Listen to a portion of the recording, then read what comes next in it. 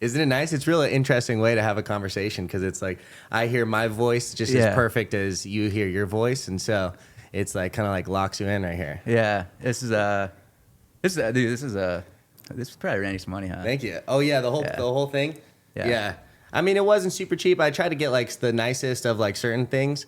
Yeah. You know, like the microphones I spent a lot of money on. This is like actually the same microphones that Rogan uses. Oh dang, dude. Yeah. Nice. And then the cameras were sort of like middle of the road. And then this table's from Amazon, like $200. Yeah. Roadcaster apparently is pretty important. The background. This thing? Okay, so it is called No Credentials. Yeah, it's No Credentials. Hell yeah. Hence the sign. Yeah. But That's cool. this guy, it's actually the Frantic Foamer is what the guy goes by. He's got an Instagram called either Frantic Foamer or The Frantic Foamer. Yeah. And he just makes like signs. Like this, like wow. I met him he Ubers as well. I met him in an Uber, Oh, really? and then got his card. He had the card in the back, and then made this. And I'm fucking stoked with how this thing turned out. I think it looks. Well, maybe sick. some Uber guys are legit then. Like, Yeah. maybe next time we'll take Robinhood advice. Investing advice. So what are your latest stock picks? He's like Dogecoin. Yeah, I'm all in on Doge right now. Yeah. Would you like any water or anything? Maybe that's a good idea. I've even got some caffeine drinks too. I'll probably pass on the caffeine. You're heavily caffeinated? I'm heavily caffeinated. Nice. I think I'll actually do. You want a water? Water. Sparkling or... Sparkling's perfect, dude. Sparkling? Yeah. Cool. Liquid death. Yes, sir. Nice. Yeah, there you are, sir. So you haven't been training a bit. Or I haven't seen you the last couple of days. This week, actually, I've been off a little bit because I competed on Saturday and fucked up my finger, and so I can't bend this finger. So I've taken just a couple days off. I was going to train either tonight or tomorrow, but yeah. Did you, how many matches did you have? I had 4 matches. Dang, dude. Yeah. Okay, you went against Issa's opponent that he had gone against, that Derek Rayfield guy. I saw that one. Really? Huh. Yeah. I'm not sure the names, honestly. Yeah. I think it was a pretty back and forth one, and then I think he got some points in overtime or something. Interesting. I don't think he caught you in anything, but... okay.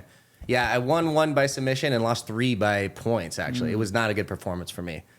Here, cheers. Cheers. Yeah. I'd like to thank our sponsor, official sponsor, Liquid Death, official sponsor of the pod. Murder your thirst. Thank you for Liquid Death for sponsoring me. Thank you. Also, Zevia, Zero Cal Energy, official sponsor of the podcast. Oh, shit. Yeah. Even though we've done 0 episodes, I've got already 2 pretty legit sponsors. So that's great. Congratulations. That's amazing. Yeah, actually, Saturday was not good for me. Yeah. So, I mean, I just made tactical errors, and like that's all it takes. Yeah. At like a high level. Like my first match, I won by an armbar. And then second match, we were having a pretty good back and forth, and I hit a lat drop. And then as we landed, we rolled all the way through. So he got takedown points, and I think in ADCC, they actually score for side control, not necessarily passing the guard, but just the position of side control scores. Oh, interesting. So I hit a lat drop, we go down, and then roll all the way through. And because I landed on bottom, he got takedown points plus side control points. So it was 5-0. And then I got into like almost an omoplata position later in the match, but time expired, and then that was it. I wonder if that was Derek Rayfield then. To be honest, I'm not sure his I don't name. know. But it's funny because I remember the only reason I looked into this is I saw that thing where they talked to you and they interviewed you and you talked about Butter Smooth. And then they interviewed on that same reel they did, they interviewed Derek Rayfield. Okay, and he's so- like, oh, go ahead. Yeah, so one of the guys that he interviewed on that same reel was my second match. So that's probably his name. Yeah. And what's interesting with that is he went against Issa last year. Issa beat him. Oh, interesting. But this guy was like, you could tell he's trying to get in Issa's head. And I think apparently he's got a reputation for that. He's like he talks a lot of smack during the matches. Okay. Like, and he'll do like I saw his couple of matches where he's like grabs guys' throats and like it's not gonna do anything, but hey, yeah, if it's a legal technique, go for it. Yeah. But I think he tries to get people's head. He's younger, he's scrappy, and he's like, because they interviewed him, they're like, so Derek, can you promise that you're not gonna fight anybody today after your matches? He's like, no comment. No comment. Okay, that was the guy. Yeah, that was my second match. Yeah, I mean, we had a pretty good back and forth. Yeah. To be honest, I kind of don't mind the smack talk. At least as long as you're keeping it, within reason. But a little getting inside the other guy's head is pretty fun. No, I think it's exciting. Yeah, it's pretty fun too. Well, especially again if it's friendly and if at the end of the competition you're still gonna shake hands and whatnot. I'd say fucking as long as it's again within reason, you're not saying like. Your mom. I don't know. Yeah. I'm actually cool with your mom jokes too. So. I think I completely agree, especially again, it's a grappling competition. So if you start to throw hands or something like that's okay. Now we're done. But some of the local tournaments where you have to let, you can get disqualified for like jumping up and like celebrating. Like that's pretty weak too. I think that's cool. Like you should be able to do that, right? Yeah, I think you should celebrate. Yeah. Like I've never been a big celebrator after wins. As far as like some guys like, blah, blah. You know, I'm just like, okay, I just proved, that I won. I try to be cool, calm, and collected with the win. I think it's just it's a better look. Because sometimes, too, especially it's like fucking Naga first match. Like, some guy who's a casual, like, hobbyist. And then the guy's like, wow. You're like, not too big of a deal. Yeah. You didn't win ADCC. Just relax. Plus, I mean, there's the element, too, of like, you're kind of representing your gym, too. And you don't want to be like, oh, where's that guy from? He's like, oh, he's from this gym. Then, Yeah, exactly. Yeah. So you want to have a good representative of your gym. Yeah. But a little back and forth is cool. I think actually at the beginning of the match, we got into like, I was like attacking from like a false read position. We got seated and he got like a head and arm on me. And I ended up, this was before the points, but I like passed the guard, but he still had the head and arm and I was in side control. Yeah. And we just sat there for a bit and the ref was like, action, guys. And he was like, that means you, top guy. I'm like, that means you. I've got the better position here. He's like, I've got the choke. I'm like, let it go. He's like, I'm great. I'm glad we could have a good, friendly dialogue. See, I think that stuff's cool. He said it like during the match. I thought that was pretty funny. Yeah. So, yeah. Yeah. I mean, like for me, like I've never, I've just done local competitions, but I think it's, and I think in general, like I just, I kind of just keep my mouth closed and do my thing, you know? But I think it's like, I think like it makes it more exciting. Yeah, I think it's fun to a little trash talk. Yeah. Yeah. So.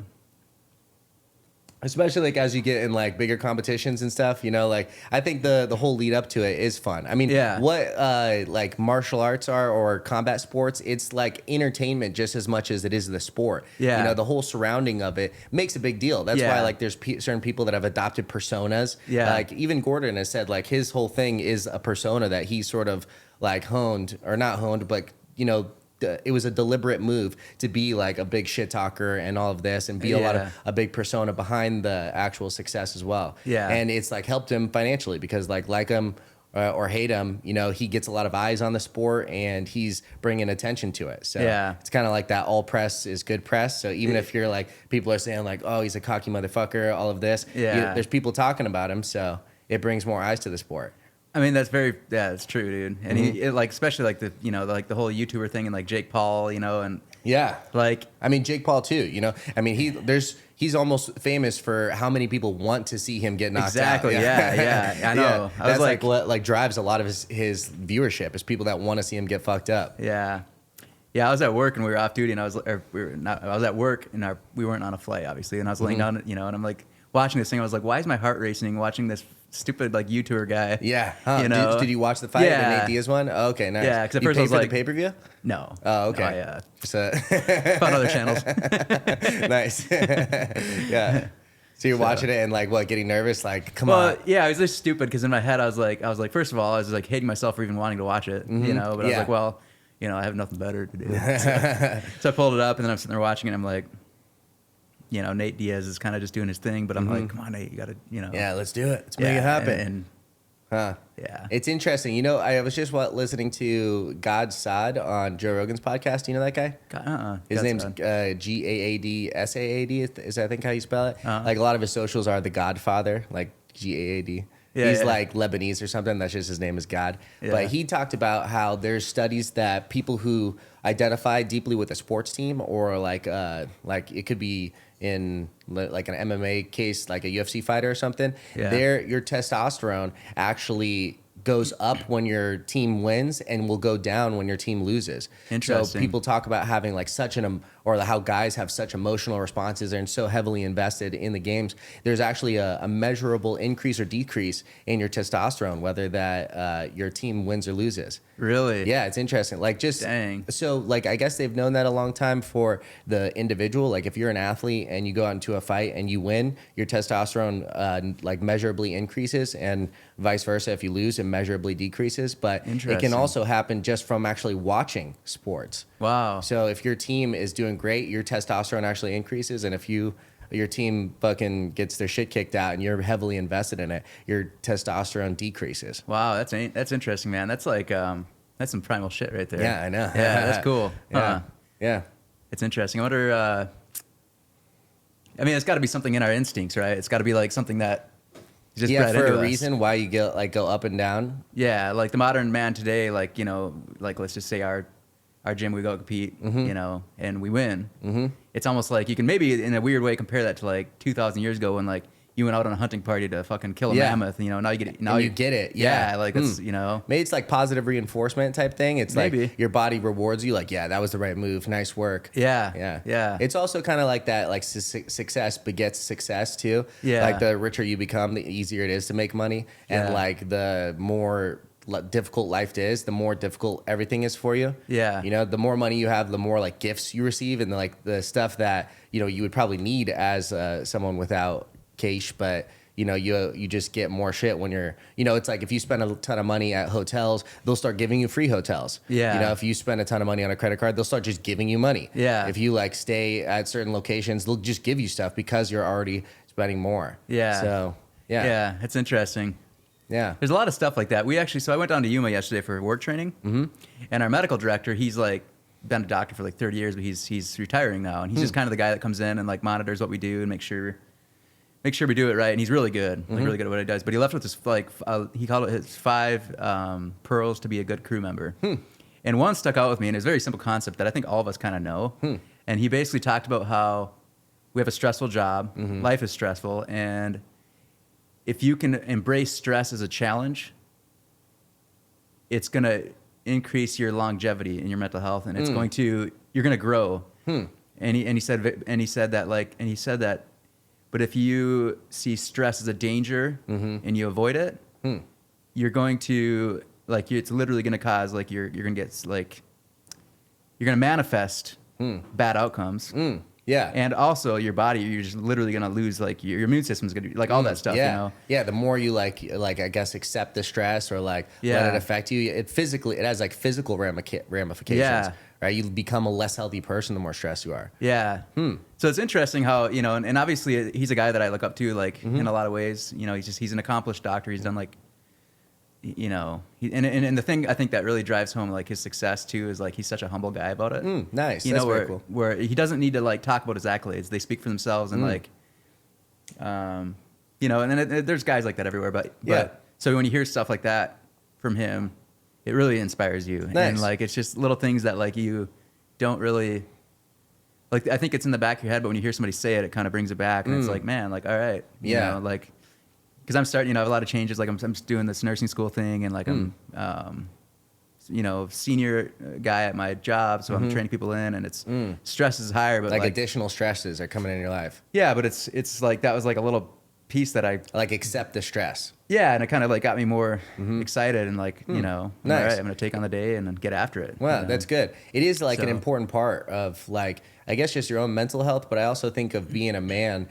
you should accept and willingly go after stressful environments. Yeah. The better the high value men or very successful men are very good at handling stress. That's just a part of the environment. And as you grow, everything's going to be more stressful, and the better you can handle the stress, the more the universe decides how much additional stress to give you. It's kind of how I've always looked at it. Anytime in my work anything's been extremely difficult and I feel I haven't risen to the occasion, the next opportunities kind of pull themselves back. And anytime I'm able to handle it well, or at least be trying my best, I feel I continue to get tested in more and more different ways. For me personally, it's anytime, especially earlier in my career, I'd put a big deal under contract, and it would be a big potential check in a couple months or whatever it was.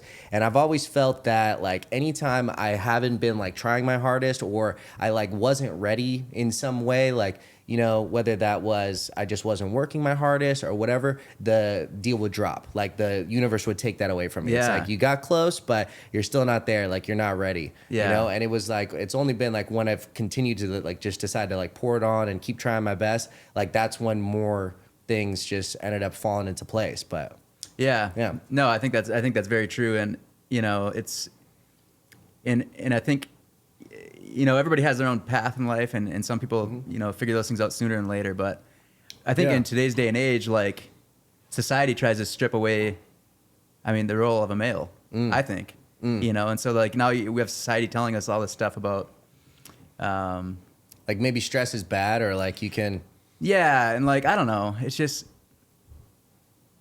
I guess I don't really know exactly where I was going with that. But like, I see what you're saying. Like maybe like there's a lot of people that talk about that, like, stress is something that is like horrible, and people who are super stressed are maybe depressed, and then it's not necessarily your fault or anything in your life you need to address. You just need this antidepressant, and that's going to solve all your stress. When in reality, oh, is that me? Hold on, my bad. My bad. Fuck. You silence my phone. I'm actually shut mine off because it's very distracting. Yeah. My bad. Yeah, but like, kind of like I was saying, like as a male, I feel like you should like seek stressful environments, and like the more you do, it's like, I forget who it was. I think it was maybe Conor McGregor has like a quote that's like, the more you seek the uncomfortable, the more comfortable you'll become. Yeah. And it's sort of the vice versa is true. The more you seek comfort and sleeping in and always taking the easy road, like your life just becomes more difficult. But when you willingly accept stressful environments and say like, oh, this is like a good thing this has happened to me, like, because a lesser person probably couldn't handle this. Like, I'm glad this horrible or difficult event is happening to me because I'm the one who's going to make this happen. Yeah. Like taking a sort of like a willing approach to it is just a better. Because often, like, it's like that's basically the only thing you can control is your approach and response to things. Because if a negative environment or a negative event happens in your life, you can either say like, oh, fuck, this is happening to me. Why is life so hard? Or you can say, ooh, I'm glad this is happening to me because someone else probably wouldn't be able to handle this. Yeah. And once you've gotten through that, and like if you go through, like, everybody has like difficult challenges in life, right? And it's interesting how like you go to you go to like, let's say you go to jiu-jitsu class and there's 30 people in there from way different walks of life, and we're all just doing this, we're all just going through the motions and learning how to grapple and stuff. But like you think about each individual, what they may be going through, and how they handle it. And like, I don't know, it's just interesting. Yeah. But yeah, to your point, like I think the hope is that, when you have something, when you're dealt a shitty card, the way you handle it and deal with it and move forward is how you're going to grow. Yeah. And you might be able to, and maybe, use that lesson and to hand it off to somebody else that's going through something similar. You know what I mean? Yeah, absolutely. That is one thing that's interesting about jiu-jitsu is like there are so many different walks of life and different people. And like one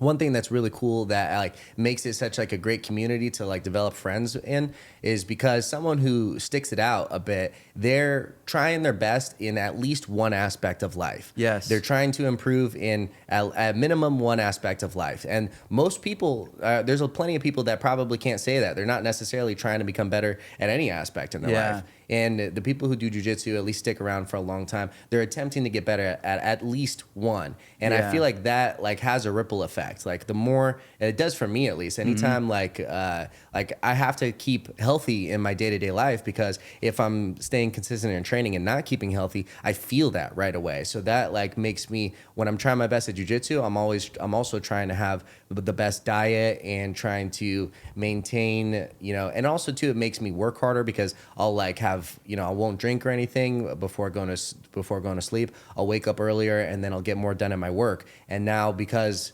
I think it's sort of like how you do one thing is how you do everything. When I'm trying my best at one thing, I have to try my best in all things. When I'm when I'm slacking off in a certain thing, I feel like my whole life is slacking off a little bit. So yeah. I definitely I agree with that. And by the way, dude, I've seen some of your so the carnivore thing. I want to talk to you about the carnivore diet because I've seen some of your food that you post on Instagram, dude. I'm like, man, it looks fucking delicious. It's pretty good. Yeah, exactly. Well, that's funny because like that also is. For me personally, I'm just not good at moderation. Like I kind of have to be all in or all out. Yep. And this last jiu-jitsu tournament, I did basically 5 or 6 weeks of strict carnivore diet, and then the Saturday was the tournament, and like I've been eating like all sorts of shit since, and I've gotten canes and pasta and pizza and all this, and like it's the opposite side of that. And it's only been a few days, and I'm gonna kick back, into probably tomorrow I think I've got a dinner with my parents. So that'll be my basically last like real unhealthy meal, and then I'm gonna get back into it because I've got a competition at towards the end of next month or beginning of next month. I'm gonna do ADCC Chicago too. Oh, really? Yeah. Wow. Is there anybody else going that I would know? Or are you just Issa might go. Issa might go. Yeah, okay. me and my girlfriend are gonna go, Nice. and then Issa is gonna go as well. Or he said he might go. Yeah. I think he's gonna do like a strictly business type thing. He's will do. Sorry, it's like kind of loud in my ear. Oh yeah. Would do. I think he's gonna fly in like Friday night, compete Saturday, fly back Saturday night. Okay, Yeah. gotcha. You guys are gonna go out there and kind of check the city out and stuff too? Yeah, Nice. probably. Well, my girlfriend's from Chicago, so Oh, wow. I'm going to just meet her parents and stuff, and like Okay, that's my next she'll question. probably Yeah, wow. take Alright. she'll probably take me to like wherever the spots that she knows. We're Yeah. also only gonna go in for a few days. We're like leaving like Thursday morning and coming back the following Monday, I think, like Monday morning. And Yeah. when was that again? That'll be, I think, September 9th is the tournament. September 8th or 9th. Nice, dude. That's Yep. perfect. Because then you got the Buttersmooth Fight Club on the 16th. Yes, sir. So your mindset's gonna be like you're gonna be all amped up. I Dude. know. I'm excited. Yeah, for I'm it. trying to. Yeah, and thank you for rocking the shirt too. Oh yeah, That's yeah. I sick. gotta represent. Yeah. Hell yeah, I love it. You know what? I gotta actually. Yeah. So, by the way, I was representing Buttersmooth Fight Club out in Finland, Sweden, Okay, and Norway. wow. Let's go. Now, Hell unfortunately, there's still not. You have a Buttersmooth merch sweatpants floating around somewhere in Finland. Oh no, really? I don't know where they went. They disappeared. Wow. But dang, that just sucks. Yeah. Buttersmooth Fight Clubs I'll is get you another nationally pair of known those. now, or internationally known. Hell yeah, that's Yeah. sick. Yeah, well, thank you for that. That's sick. Yeah. Ben Anderson, who trains with us. He's Yep. like he's the drummer for Nothing More. Like Yeah. the band is legit. He said that apparently he's played in front of crowds as big as like 40,000 people. Oh, yeah. Like when he first started training with us, he's like, "Oh, I'm a drummer." I'm like, "Okay, they probably play in someone's garage or something, and the band is legit. They've got like, I don't know, what is it, like 300,000 or 400,000 Instagram followers. They Yeah. tour all over the US into different places, but he has a picture actually of one of the events and he's wearing the Buttersmooth Fight Club shirt. So it's this fucking sick picture it's behind him as he's rocking. You can see the whole band and the whole crowd, and that's sick. Yeah, that's Yeah. I think their lineup is like with Foo Fighters and stuff sometimes. Like they're Yeah. They've played for some big names like Godsmack and Yeah. like open for a lot of those. Yeah, but it's funny. Like Ben's one of those guys too. He's really interesting. Like he's when I first met him too, it's like he I asked him what he did, and he said he was a drummer. I was like, oh, that's dope. In my head, I was like, oh, he teaches like high school drummers, but it's far from the truth, Yeah. He's legit. He's a rock star. Yeah, dude. Yeah, that's sick. It's awesome. Yeah, it's real badass. Yeah. But you were asking about my diet, like the carnivore thing. So, Yeah. Yeah, I absolutely love it. Like I do feel fantastic when I'm on it. I just think like for this next one, I'm not going to do like the challenge with it is it's complete or mostly carb elimination. So you switch energy sources and you go from like fat burning for energy to carbohydrate burning. I mean, Right. typically the body wants to run on carbohydrates, but if you eliminate completely, then you'll start running on fat. Yeah. And the transition back and forth, I think, is not healthy for me to do regularly. Like Yeah. I got in fantastic shape. I'm still in really good shape right now relatively speaking, but I got down to like 165 pounds, I think is what I weighed in day of. I weighed in at 75 kilos. And, I kept a very strict diet. A lot of it was just, a lot of the weight is actually water weight. Like just Yeah. within a few days, I'll lose between like 7 to 9 pounds Yeah. of keeping strict with it just because I stop holding water. Yeah. And then on top of that, I'll calorie deficit until I get to around that weight. Okay. And I feel fantastic. I really enjoy all my meals. The food is absolutely delicious. But like now I've been just from going the other way, and I've been drinking and stuff too. Like, we had a celebratory night, and then Casey's leaving out of town, so we had like a going away dinner with him and stuff. So I've been eating unhealthy on top, or drinking and stuff, which is not healthy, on top of switching the diet to, getting canes and pasta and pizza and all of this. But like, just a few days of that, and my body feels like swollen. Like my ankles are swollen. I think I'm probably back into the mid 180s just after a few days before making like 165. I think the transition back and forth from the carbohydrate based diet to the fat base is not good to do like a regular transition, because I feel my whole body feels weird right now. And I feel fantastic while on the carnivore diet, but I think in preparation for this next one, I'm going to just keep a strict diet that is more well-balanced, and I don't have to do complete carb elimination because, again, I think the transition back and forth is probably not good for me. Yeah. Did you get, when you switched to the fat-only diet, do you get like the so-called keto flu? No, so I haven't. Ever? No, I think that's pretty common, and maybe I did one time when switching. Like I did when keto was really popular, like years ago. Like a lot of people were doing it. I did keto then. I think I did a couple months at a time, and then I think I did it like twice for a couple months each.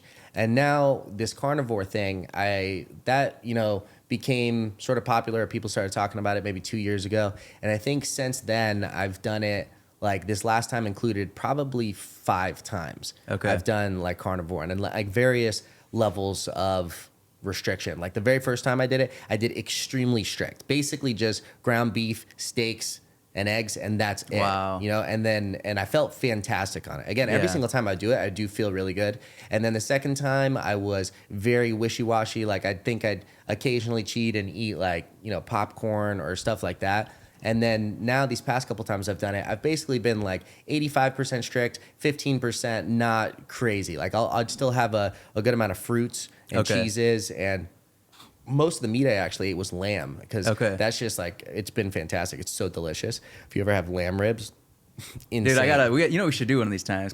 So first of all, keto and carnivore is like, you're in ketosis, right? So it's not emphasized. So you're not necessarily looking to get in ketosis when in keto that's the primary goal. Yeah. So with carnivore, and again, there's various levels of like intensity of it. People do it for a lot of health reasons too. Like if you have really bad skin diseases or also like really bad depression or any sort of like psycho. I don't know. I forget the right psychology, term. mental health issues. I guess any sort of psychological issues. People psychosis, often, maybe. No, I think like just psychological issue. Maybe is what I was looking for. But anything like that. Apparently, the carnivore diet really helps with it. Yeah. And like part of it is because it's essentially an elimination diet, and the strictest version of it is water, beef, and salt. And that's it. Yeah. That's like the most strictest version. And so people like Jordan Peterson's daughter, who had these, she was apparently like horribly depressed and also had this like autoimmune disorder where she had to have her hip replaced at like 15 years old and had like a wrist, like the arthritis in her wrist that had surgery at like 17 or 18, like super young ages to have this. And her body was basically just attacking itself. Yeah. And so she is one of the main proponents of this diet because she switched to it and it's cured all of her health issues. And it has, helped with her depression and all of that too. Yeah. So I think part of it, what it is like, most foods, or there's a lot of foods that are very inflammatory, and what the elimination diet or what the carnivore diet is like you eliminate everything in your diet except for one thing, and your body can survive and it thrives off of just this one thing. Yeah. And so if you have like a really bad disorder, often it can help with it. Yeah. Yeah. Huh. Yeah. Yeah. I've done like well, it's happened twice now. So with Butter Smooth, I remember the first one. Mm-hmm. The 195 bracket got canceled and got replaced with Super Fights. Mm-hmm. But I was doing keto leading up to that. In preparation to make the weight? Yeah, and I was doing like a heavier emphasis on like I was doing a lot of meats, but I was still including like a lot of like coconut oil and avocado oil. Like healthy fats. I mean, but then I throw in sour cream and stuff, But like, you got to understand with my job too, you're always on the go and you kind of have to like, I don't know. It makes it more difficult. I mean, it's also an excuse, I could be more disciplined, of course, but so that's good too. I think that even the ketos, maybe a little bit more balanced diet. Yeah. And the like primary goal of the keto is to like get into fat burning and burning ketones for energy instead of carbs. Yeah. Like that is the primary goal with keto and, carnivore, that's not necessarily the goal. Yeah. Mm-hmm. Yeah. So, it's something I played around with, but I do remember though, like, did you ever experience any feelings of like when you entered into the non-carb diet after a couple days and you adjusted, would you get like weird euphoric kind of feeling sometimes where like, they were very subtle. Maybe. But I always wonder too, if it was just the fact that you've eliminated all this stuff that makes you just feel like crap. And all of a sudden there's this like newfound like, energy that's like not masked by like all these that could be part of it too. Just anytime because anytime you're keeping like something like where whatever it is. It could even be a vegan diet. Like you're also mostly eliminating like any sort of fast food or any like most sugars, all of this. So just the elimination of that, I think, is one of the reasons people have success with any sort of diet that's like they just commit to. Yeah. But like as far as like you feelings of euphoria or like, one thing I noticed when I'm doing it is often like I would wake up completely awake right away. Yeah. There was no like groggy period right when I first wake up in the morning. It would just, I'd feel awake and sort of ready to go. Like almost right away from waking up. Maybe it's just the first time maybe it's like the first feeling of actually feeling normal. I don't know. Like, oh, this is what it feels to not eat a chocolate bar every night, not get wings everywhere. And the other thing I found too is I was waking up, and I only did this for like 2.5 weeks, and I cut weight too, but I found that I'd wake up like absurdly early in the morning. I'd wake up at like 5 in the morning, and I'd also sleep very good, but I'd have to wake up and take a piss like really bad. Oh, peel out. And I don't know. Maybe is it just because you're not holding the fluids and it just something like that too. You definitely pee more and you just don't hold your water as much. Yeah. So I eat a ton of salt too when I'm on it because I try to like keep as much water in me, and I sweat like an absolute ogre too. So I'm trying to like keep as much liquids in me as possible. Also, I love salt. It's kind of an excuse just to salt the shit out of everything. So what's your favorite carnivore meal? Ooh, probably just a ribeye. Like I absolutely fucking love ribeye. Ribeye, like cooked perfectly, like with butter basted, rosemary, feta cheese on top, couple nice sunny side up eggs, maybe. Lately I've been getting chicken feet with it too. I've seen I cook those separately, but those are actually delicious. They look as well. fucking good, man. Yeah, they're really good. Yeah, all of that is delicious. Also, the lamb ribs are just fucking insane. Yeah. So delicious. I get most of my meats from this butcher, the Arcadia Meat Market. Official sponsor of the podcast. Thank you. But I'm open to it. Yeah. But the meats there are just insanely good. Everything's like grass fed, grass finished. The lamb is just super high quality. Everything's amazing. And these lamb ribs, where it's actually a lot cheaper than most of the other lamb. It's like cheaper than, it's not like lamb chops, even though those have ribs in it too. I think it's like a different part of the side. Yeah. And the lamb ribs are just so good. I've been slow cooking them first and then air frying them after. And so they just fall off the bone soft or I actually pressure cook it in the pressure cooker and then take them and put them in the air fryer and get it like nice and crispy on the outside. And that has been one of my absolute favorite meals too. Dude, I was going to say you should open a restaurant. Yeah. I'll cook you some. It was really good. Butter smooth fucking fried chicken. But yeah, we should actually do it one of these times. That'd be really good. Yeah, I'd be like you're a good cook too, right? You've cooked me a couple days on the Traeger. Yeah. I've taught some chicken on there my day. Little beer chicken. Yeah, get it in there. Yeah, nice. Yeah, I remember we talked about that a while back. I was doing like a post open mat, like potluck type thing. Yeah, and like. I think it'd be fun too if like ice baths. Yeah. Oof. Yeah, get some people together and like everyone cooks some stuff, brings it over. That's nice. Yeah. We just do instructionals and ice baths. Yeah. I'd love to start doing that again. I would too, yeah. Yeah, that'd be really cool. Maybe like Saturday mornings it kind of would be best. Yeah, maybe before class, like doing it and then like going to open mat after. Yeah, then you can kind of test your stuff. Exactly. Yeah. It's kind of like fresh in your head and you can like try to implement it. Yeah. Yeah. I'd love to do that. Yeah, I gotta get some new mats. The mats I have in my house are like those puzzle piece kind of. Yeah. They're fine. They work okay. It works. Yeah. Anything more than that, you're gonna have to like spend some cash. I know. Well, yeah. Yeah, those puzzle mats are pretty cheap. They're just not very thick, but it's not like you're doing judo in there. Like, Well, I happen to know a guy who's firing up a new facility who might have some old mats. Ooh, yeah, he might actually. Maybe he probably does. Yeah, I think I talked to him about it once, but we'll see. Who knows what he's doing with them? We'll see. I bet you he would be down for sure. Yeah. So the new facility's gonna be sick. I'm excited about that. Have you heard any updates on it? So apparently it's gonna be. They said they guaranteed the first of the month, like 1st of September. Yeah. So we're getting here pretty close. Yeah. Oh, which by the way, if you want another sponsor, I am good to start my own IV company. Okay. And I've talked with Issa about it and setting up like a little. Get like a little setup at his place. I gotta figure out the fine details of it, but that's my next venture. Okay, awesome. Wow. Yes, hell yeah. I'd be down for sure. Yeah, because he's going to do like a big wellness facility. Yeah, I'll talk about it on the pod. Yeah, official sponsor of what's the name now? Do you know? Fighter Fluids. Fighter Fluids? Yeah. Nice. But if anybody steals, I'm going to be pissed. Because it's not official yet. Yeah. Trademark Fighter. If you take the name Fighter Fluids, then I'm going to make mine called like Fighter Fluids 38 or something. The fucking fluids. It's the next one. Fucking Fighter Fluids. Might get the wrong idea. No, that should be like a sperm donor clinic called Fucking Fluids. Dude, maybe we do both, sperm donor and coming, because you're gonna, both. After all that work, you're gonna be dehydrated. All right, and that was brought to you by 300 milligrams of caffeine from Starbucks. You can donate some sperm and get rehydrated. That'd be nice. Oh man, I don't think I would ever donate sperm. Would you? I don't think so, dude. Yeah, I don't think so either. I just wouldn't want baby me's running out there without me exactly knowing who they are.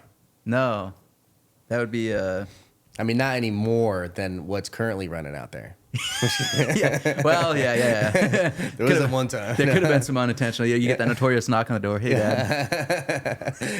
Get out of here. Yeah. Imagine that, huh? Yeah. No, I don't think I would, though. I think that'd be kind of... Yeah, and like the whole... I don't know.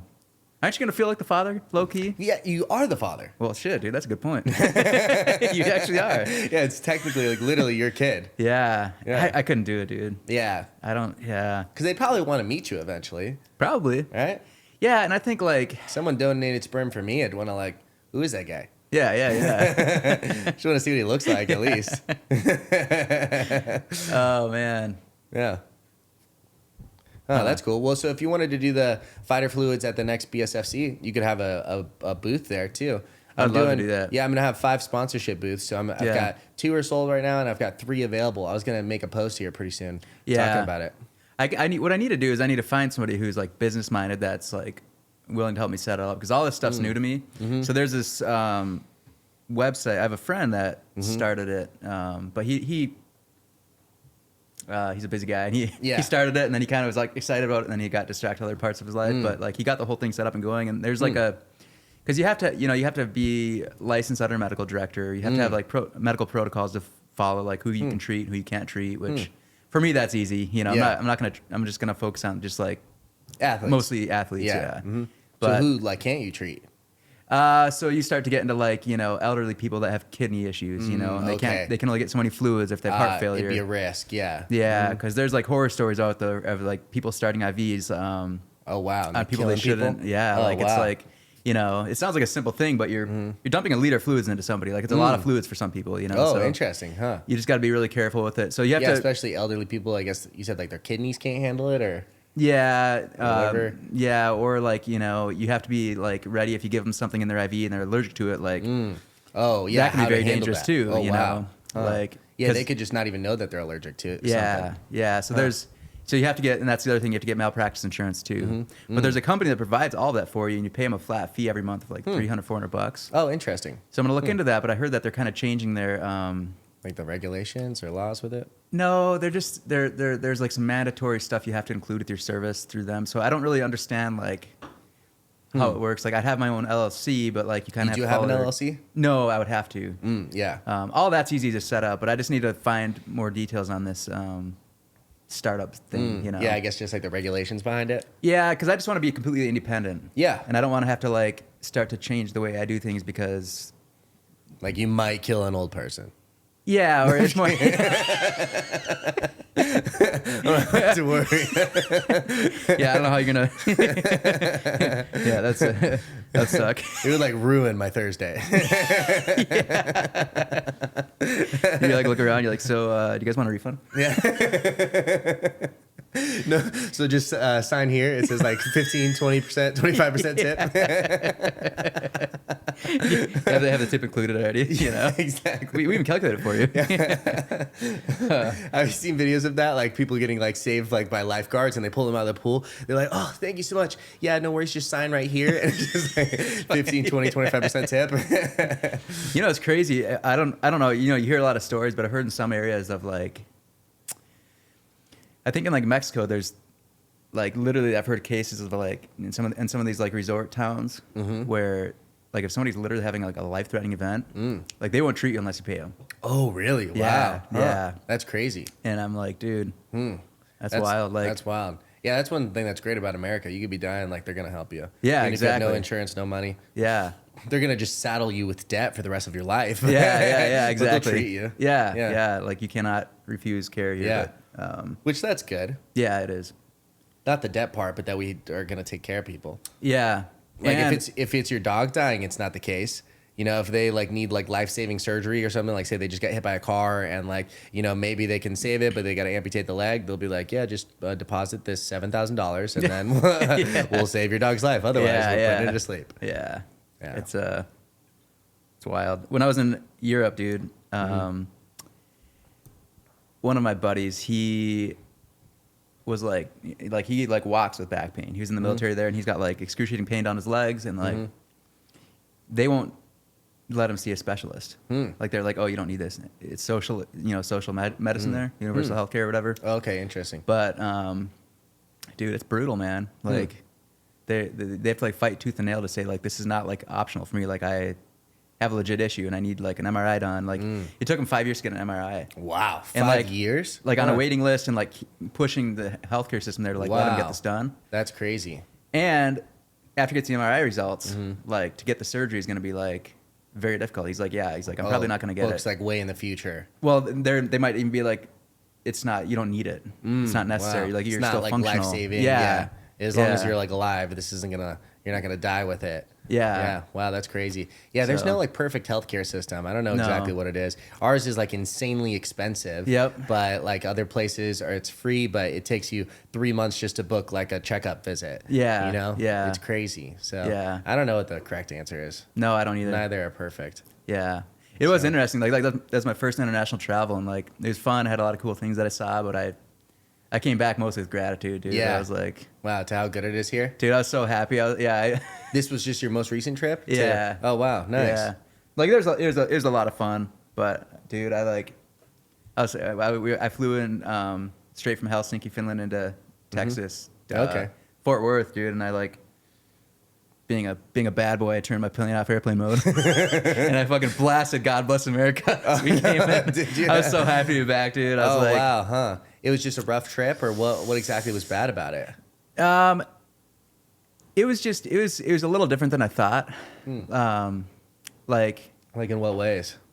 With Finland being right next to Russia, the economy there is like, at least from my perspective, it's just kind of collapsed. And like all my friends out there are like dirt poor, dude. Like one of my friends that I went and like stayed with, I went out there with this vision of like we're gonna go fucking explore and see all this cool shit, and like it just ended up me being like helping him out and like dropping nets in the water to catch fish so he could feed his family. Like, dude, it was like, huh? Really? Like, and he worked in real estate, dude. And interesting. Was doing very good and bought a really nice house, and then all of a sudden Putin went after Ukraine, and like the economy collapsed. Like, really? Nobody wants to move next door to Finland, or sorry, to Russia. Yeah. Wow. So his wife is a nurse. She's working full time. He's got 3 kids that are like fucking wild, dude. And so I I was helping out with that, and it was just it was interesting. God, that sucks. Yeah. Wow. Damn, that's wild.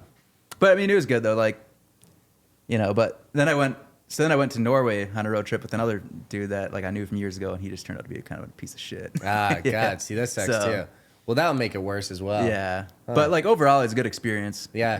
It's good just to experience like different cultures and different, like have have perspective for like why it is nice over here. Yeah. Yeah. And like, I think, like it was, you gain a lot of perspective, and like, I wouldn't take it back. Like I'm glad I went, and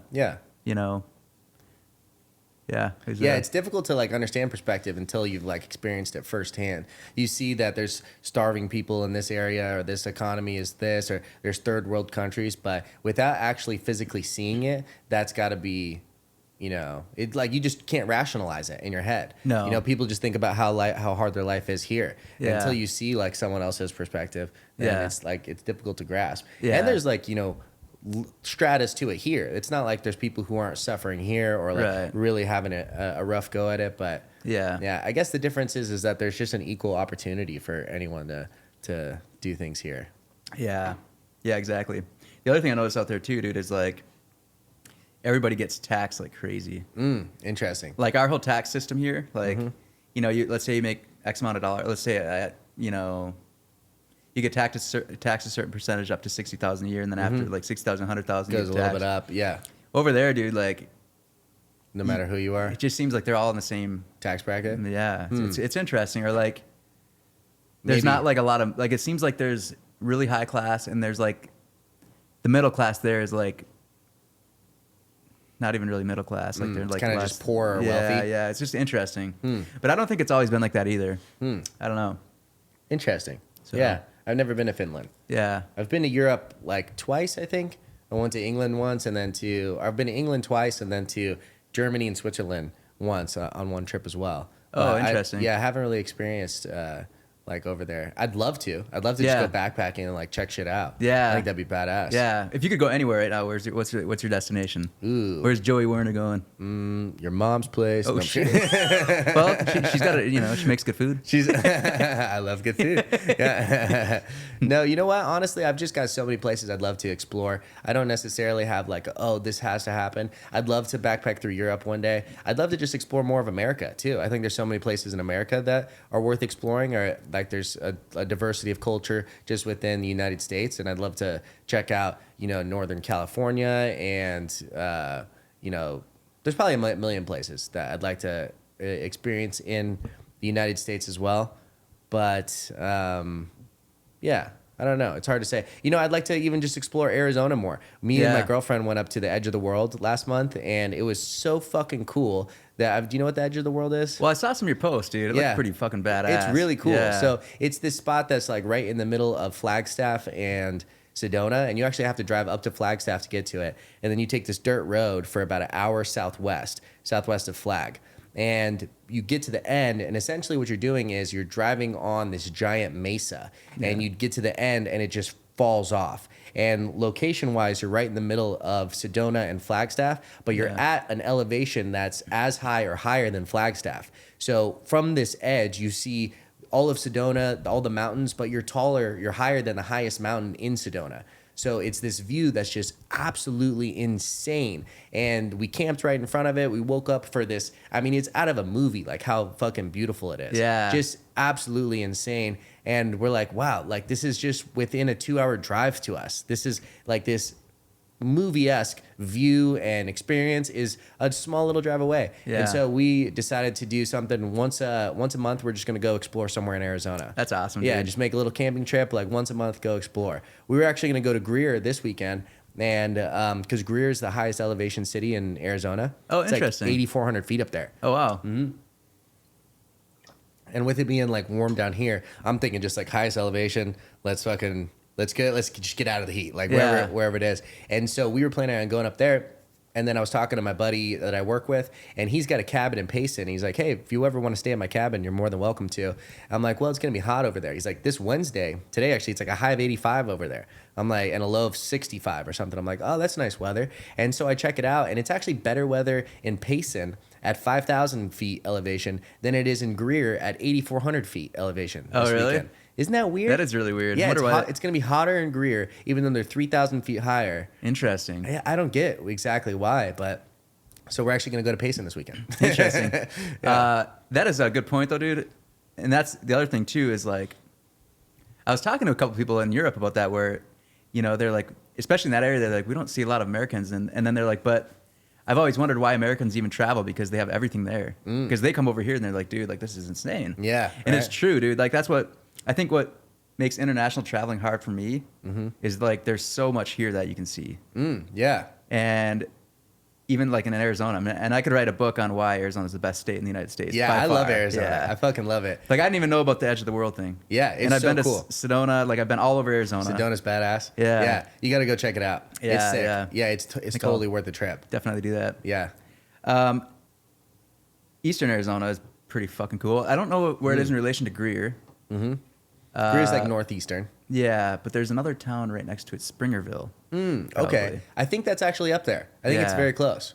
My buddy owns an Airbnb in that area, like a cabin in the woods. Yeah, and it books out, dude. But if you ever want to go there, like, wow, it's pretty cool. They've got like a bread oven there that like you can cook all your food on and stuff from like the 1800s. Wow. It's like you know, that's badass. There, yeah. Wow. But yeah. Wow, that's really cool. I actually have to pee so fucking bad. If you mind if we take a little quick break? Yeah, that's good. All right, cool. Ladies and gentlemen, we're back. I did enjoy some nice cotton candy grapes. They're very delicious. Thank you, Joey. I love cotton candy grapes. That's one thing I would eat on the carnivore diet too. Is I would just do as sort of like a snack at night. The frozen cotton candy grapes and some nice cheeses chopped up. Yeah, it was really nice. So, and that's part of your 85 to 15 ratio you're talking about is like... Yeah, I'd say like the 15%, like, yeah, that'd probably be part of the 15%. That's a little bit cheating. And you included intermittent fasting in this too, didn't you? Or is that just to kind of get into it? No, so like in the last push of it, because like I'll get around probably mid to low 70s just switching to the carnivore diet. And then to get down to, I think you had to make 167.5 to get to actually that weight with the extra kilo allowance. I think it's like 168.5, something like that. Okay. But to get to that last bit, I'll usually just eat one meal a day. I'll just eat dinner at the end of the day. Okay. Yeah, which I actually kind of liked how to like. I liked doing that. I almost kind of like being hungry during the day. I like being hungry at jiu-jitsu, and I like eating a big fucking meal at night. Yeah. Interesting. Yeah. It's kind of not a bad way to do it. I was thinking about doing it for just normally too, even when I'm not doing that, but. Like, I also missed lunch. Like, especially at work, it's nice to take a lunch break in the middle of the day. It kind of breaks up your day. Yeah. And then, you know, you get just a little bit of break, eat some food, take a little break off, and then back into it. It's kind of a nice way to break up your work day. Yeah. Do you supplement anything like vitamins or anything like that? Or yeah, so that's not cheating. Yeah. Okay. So I take Tren. No. I supplement with some nice Tren. Yeah, I got the stuff comes in a syringe. You shove it right in the ass. Right in the right cheek. Straight in the peen. No. No, I'll take so I have these organ meat supplements that I like doing those. And then I started taking I think I was listening to Dr. Huberman, and he talked about Tanga Ali and Fagosia agrestis. And it's like it's just two natural herbs that I think they're herbs that help with like testosterone development. Okay. And so, you know, I eat those as well. And I'm not sure if I've felt any noticeable difference, except when I very first started eating it, my nuts grew. Oh, really? Yeah, my balls got bigger. Now, how do you spell this product? I'm like, that literally had my balls got slightly bigger, and dang. I'm like, well, it's worth the price of admission right there. Yeah, so, yeah. Damn. I'm like, I haven't really felt it or noticed anything different like throughout the rest of my life. Yeah. But like, I was like. Probably it's like opposite. I think if you take endogenous testosterone, your nuts shrink because your body's like, I've got an exterior source of testosterone. These, you know, develop it. We don't need these anymore because we're getting it from somewhere else. Yeah. This, I think and I mean, I guess at least in my bro science brain, it's like my nuts grew. So that means maybe I'm making more natural testosterone. Yeah. Because it falls all under I think it's the thalamus pathway. I just learned about this stuff. Okay. But they talked a lot about that. But yeah, if you, that's why you have to be careful of that stuff. But you could definitely, I could see, I think the bro science works. If your ball, on face value, yeah. So basically what I'm summing up is if your balls look bigger, it works. Yeah, exactly, yeah. Science, guys. Yeah, science. Yeah, but so I'll take that too. And then, to be honest, I don't like to do anything that's not natural. So if there was any sort of like, I probably wouldn't supplement testosterone. Maybe when I get into like my mid 40s or something like that, I would do like a HGH or testosterone or something that's like, I don't know, something like that. Yeah. But right now, I just like to do just completely natural, and then anything that's just like a herb or something. Like I really like the organ supplements too. Yeah. But that's about it. Yeah. Mm-hmm. Do you vitamin D too? I'll take a lot of my vitamin D. Okay. What was I gonna? What about caffeine? Are you a caffeine guy? Oh, I drink so much caffeine. What's your sources? I'm curious because I was. Tell me about your caffeine intake and what you. I mainline it straight in the morning. Just okay. Now, same needle? Yeah. No, I usually start every morning off with a large iced oat milk latte with 2 stevia from Black Rock. Official sponsor of the podcast. Nice. Yeah, but like a latte. And then that's usually my caffeine. And then when I was doing the 1 meal a day thing, I would drink like a Celsius or something at noon. Okay. So I'd start every morning off with coffee, and then around noon, instead of eating, I would eat like another caffeine drink, and that's been pretty good. Okay. Do you feel like your caffeine intake increases when you're doing carnivore? So it does, but not because it does, but it's just because in this last situation, because I was skipping a meal, I was having like a big caffeine drink instead. Oh yeah, pop it open. Cheers. I'd like to thank Better Booch, official sponsor of the podcast. Got a lot of sponsors. For not releasing a single episode yet. I think I've got a pretty good amount of sponsors. So other sponsors out there, you better get in while the getting's good. I only have so much airspace to talk about this. It's pretty good though, right? It kind of tastes like a beer. It does. Beer. Speaking of beer, dude, I'm 27 days sober. Oh wow, nice. Yeah. Wow, that's cool. We were talking about there's not like a lot of, you were saying, I think you either go all the way or you don't with your diet stuff. Yeah, I'm kind of all in or all out on most things. That's historically how I've been with alcohol. Yeah, right. And so I kind of just hit this point where I realized that like I'll probably never have a healthy relationship with it.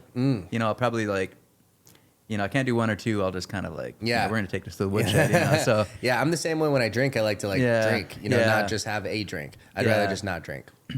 Yeah. So in one of my friends, he lives in Minnesota. He actually started about 2 months ago, and he's going to be a dad totally soon sober. And things. And I think he's starting school. So it wasn't like, I think it's just kind of like that, he doesn't really party or anything. Yeah. So he's like, I'm just done with it, but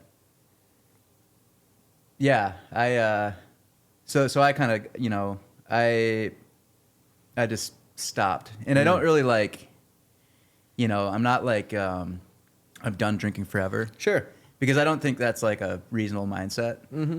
But I'm kind of just like, and I don't say that I quit alcohol. I'm just kind of like, I'm not a drinker. Taking a break right now. Yeah. And it's, I feel freaking amazing, dude. Yeah. Mm-hmm. And a big, there's many reasons why I decided not to, but, dude, it's like, I feel very good. And, that's really good. And I think a big part of it is I think like cutting it out is going to like really bring out my jiu-jitsu potential. Yeah. And like just my rolls in the last few weeks. I mean, I've been working a lot too, but when I've been able to roll, dude, I've felt amazing. And like, I've been able to like I'll weightlift in the mornings and do jiu-jitsu at night. Cause before, I'd have like, I work a 3 on 6 off schedule, and I'd come back and I'd train for a couple days, and then at some point during the 6 days, I'd go with my buddies and get hammered, you know? Right. And it's just like I don't recover like I used to. Yeah. And it was just starting to get to the point where I was like... How old are you right now? I'm 31. Okay. You're old as shit. Yeah, dude, I'm a fucking old man. So Masters World to become one of these days. Yeah. But anyways. No, I totally get that. I think maybe part of like developing a healthy relationship with alcohol is taking breaks like that. Yeah. This weekend was my first time drinking in 6 weeks. Yeah. And that was just because I kept it very strict for the whole preparation of the ADCC. Yeah. But I think it's important because if you're not doing things like that, you'll just like, even if you're only getting drunk on the weekends, like getting drunk every weekend is like, it's like just so unnecessary. Yeah. I feel like it just throws you in a loop. And like you said, it does take a little bit to recover. You basically like waste a whole day the next day. Like just not do it, just being lazy and not feeling good. And like, you don't sleep well. And, I think it is good to take big breaks from it. Yeah. I mean, it's legit a poison. It's so weird that it's like such a socially accepted part of our culture. Exactly. Not even socially accepted. It's like encouraged and just a big part of our culture. Yeah. No, it's interesting because to be honest, dude, like over the last few years up until this point, like I probably haven't gone a couple of weeks without drinking, Yeah. And so I just, I decided like, okay, like I think a big part of it is just proving like it's just exercising like discipline. Yeah. And I actually bought this book that my buddy, that quit, he recommended to me, and I'll send it to you later. It's called like The Naked Mind or something, but it talks about that and how like all these like alcohol is like encouraged in society, and like all these other things like marijuana, nicotine is like highly discouraged, but for some reason like this poison that we all have everywhere is like encouraged. Yeah, and it's like influenced on us like in movies and like I don't know, everything. Yeah. Where like and unfortunately like it I think what it does is it kind of the book kind of touches on how why people have a tough time like letting go of it for extended periods of time is because they start to associate it with everything. With fun. Yeah, it's like Joey, it's like if people tell you you're like a funny guy, Yeah. and let's say you drink a lot too, and people laugh at you when you're drinking, and then you start to associate like, oh, I'm only funny, I'm only a funny guy when I drink. Yeah, exactly. Or I can only meet girls when I drink. Or that kind of stuff. And that's not a healthy mindset to have. It's like you think you got to get drunk to go do those things. Yeah. And then often it's like works in the opposite way. Like you get like maybe too drunk and now you're not talking to people, or you just like feel like shit. And so you miss that next day where you could have attended maybe an event and actually meet someone and, Yeah, so it's interesting, and it touches on like, and then you start to, you start to limit yourselves maybe, and it's just kind of cool, and it's like, it's not like I was like an alcoholic. Yeah. I mean, I know the first thing is recognizing you have a problem, but but like it does talk about too how there's like once you quit for like an extended period of time, like there's like a lot of like firsts, and like you've probably listened to like Theo Von like talk about some of this stuff too. No, I haven't. Oh, okay, well he talks about it like where he was genuinely an alcoholic, and he was a comedian. He was like, dude, he was like so anxious about quitting alcohol because he was like, man, like what if I'm not funny? Yeah, like what if I lose who I am? And like he was like, he actually found the opposite, where he's like, dude, like I started to realize like he had like a lot of firsts. Like now I can be funny without it. Wow. I don't know. Wow. Interesting. A little bit of a tangent, but yeah, no, that is good. Yeah, I mean, like I said, I think that's part of developing a healthy relationship with alcohol. Yeah, is taking breaks and like not doing it every weekend. Even once a weekend is too much. Yeah, why do you need to get fucked up like once a week? Yeah, it's weird. Yeah. And then you're just like disassociating from, especially like life is not easy. And if have like a stressful endeavors, like you said, your job is very stressful. Yeah. The days of like disassociating completely, it almost just makes it worse. Yeah. The next day, all those stresses are still there. And now you feel like shit too. And now you can't get your workout in. And now, you want to eat this shitty food because you're hungover. And then that makes you feel even worse that day. Yeah. And so, it's definitely a cascade effect. And I'm not saying I'm like done drinking forever. Sure. But like right now I don't have a desire for it. No, that's good. And I think like, to your point too, is like, like say I had a stressful like work hitch, and then you come home and let's say like next week I don't know, like I'm starting school soon, that's a stressor, or like let's say you're in a relationship and you're fighting and you've got all this stuff on you, and then you drink, you're like, oh, I need a drink, and you have like, let's say you don't even get drunk, you just get a nice buzz. Yeah. And then I found for myself the next day I'd wake up and all this stuff would come back at you tenfold because you kind of forgot about it. Yeah, exactly. You just like disassociate from it, and then the problems are still there. And then so because you like forget and it comes back, and plus you feel like shit too. You feel worse. Yeah. So it just makes it like brings you lower than you were. Yeah. Yeah. So anyways. It's weird. Yeah, it's weird that like what an interesting it's the one drug that you have to explain why you don't use it. Yes. Like exactly. There's comedians who have jokes about that. Yeah, but it's like, oh, you don't drink. It's like, sorry, I don't drink. It's like, oh, you must have a problem. Yeah. It's like, no, maybe I just don't want to get drunk tonight. Yeah. It's kind of weird. Yeah, it's interesting. It's not like hey, you want like a shot of this heroin? It's like, oh no, sorry, I don't do heroin. You don't do it? Yeah. Do you have a problem with heroin? Yeah, exactly. Like, no, I just don't do it. Yeah, you're like, it's not for me. Yeah. But for some reason, alcohol is just like you have to explain why you don't want to do it or don't use it. Yeah. It's interesting. And then like when I first I was like, I'm gonna like be done with this for a while because it's in a cycle, and so one of my friends reached out to me. He's like, hey man, he's like, let's go float the Salt River on this day. I'm like, oh, thanks man, great, in my head, That's just like drink it all day. I just told him, I was like, I'm not, I said, yeah, let me know. I was like, I'll see, but I was like, it might be kind of a big temptation for me right now because I just I'm taking a break. If I can probably sober drive, and instead of like being like, oh, that's fine, blah blah blah, his response was, why did you quit drinking? It's like, all right, man. You're not going to get drunk with me? Yeah. So, well, that's another thing, too. It's fun to do in tandem. Yeah. It is not as fun to do by yourself. Yeah. It's like you got a problem if you're doing it by yourself. Yeah. So, yeah. Fun stuff. Interesting. But, yeah, I don't know. Also it is fun. Like alcohol is great, and it is good in moderation, too. Yeah. I think I have like done better at developing a healthy relationship with it. And I think part of it is because jiu-jitsu can help me like I need to stay strict with these goals, because if I drink or fuck off or eat this stuff, I'm just not going to make weight. And that's going to like, either I wasted money doing this or I'm just not showing up for myself. I made a commitment and a goal to do this. And so I need to stay strict throughout this. I just need to do better at like not going so hard the other way when I do it.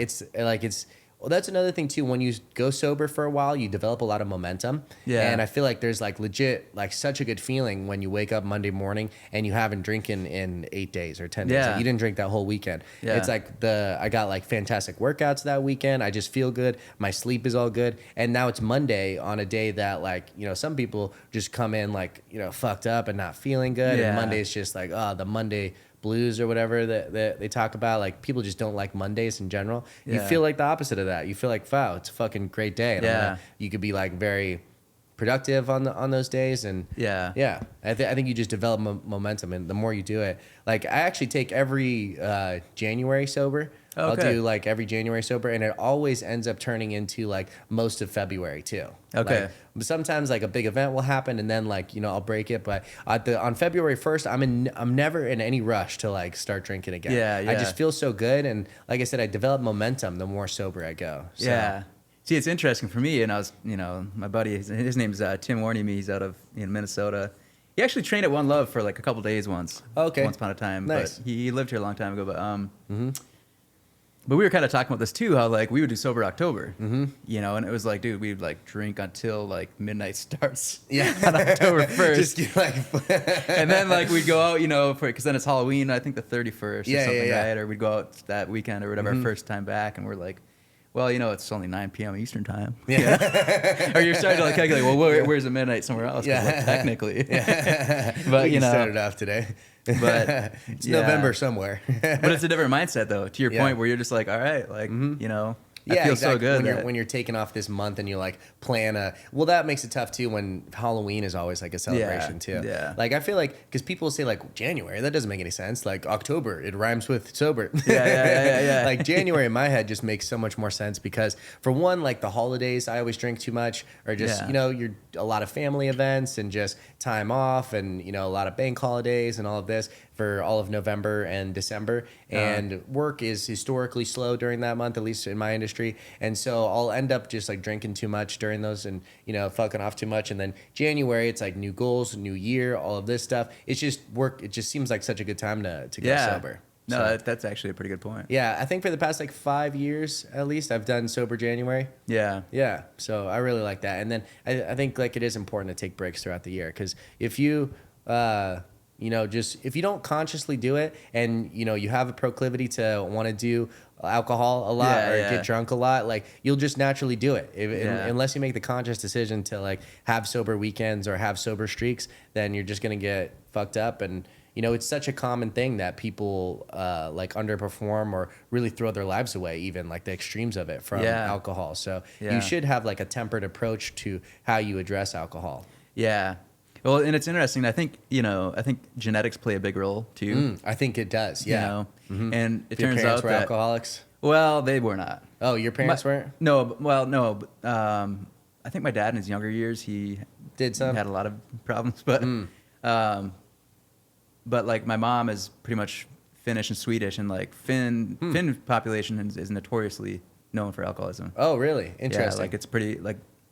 People there drink a lot. Yeah. And they don't. It's like the Irish. Yeah. So, and I think that's for me where like, I think I don't, because I think that's maybe where my self-control is like, I don't know. But I can't, No, there's a genetic aspect of it, but it's always up to you. Yeah. But that's totally true. I learned in college that if you are born to alcoholic parents, like say take two situations, one where the kid is born to alcoholic parents but was maybe adopted by non-alcoholic parents, and then a situation where a non-alcoholic kid, like their parents were not alcoholics, was adopted by alcoholic parents.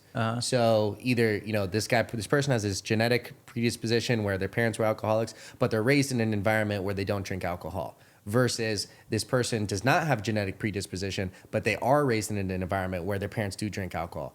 The person who was born from alcoholics and lives with non-alcoholics has a higher likeliness to become an alcoholic than the person who lives with alcoholics but was not born from alcoholic parents. Interesting. Does that make sense? Yeah. So if your parents were alcoholics, you're more likely to be an alcoholic regardless of your environment. Wow. Yeah. So there is definitely a big genetic portion of it, but at the end of the day, it's always fucking up to you. Yeah. You know, you've got complete control over your life. Yeah. So, yeah, it's interesting. I'm I aside from alcohol, I mean, like I tried marijuana years ago a few times. Yeah, you haven't really smoked very much, right? Like maybe really. ever, like once or twice. Yeah, and this is like years ago. Was it one time? I did a few times. Yeah. Okay. Yeah. Did you get high? 20s. Oh yeah. Okay, nice. Yeah. But what was weird for me is I had like really weird, like both times I had really weird paranoia the next couple days after. The next couple days. Yeah. So I think it kind of spooked me a little bit. Yeah. Just because like there's some mental health stuff that runs in our family too. Did you say like maybe your brothers have had bad times with out with marijuana before? A couple of my younger brothers had some like marijuana, like they smoked a lot. You know, in their developmental years. Okay. Anything it affected them negatively?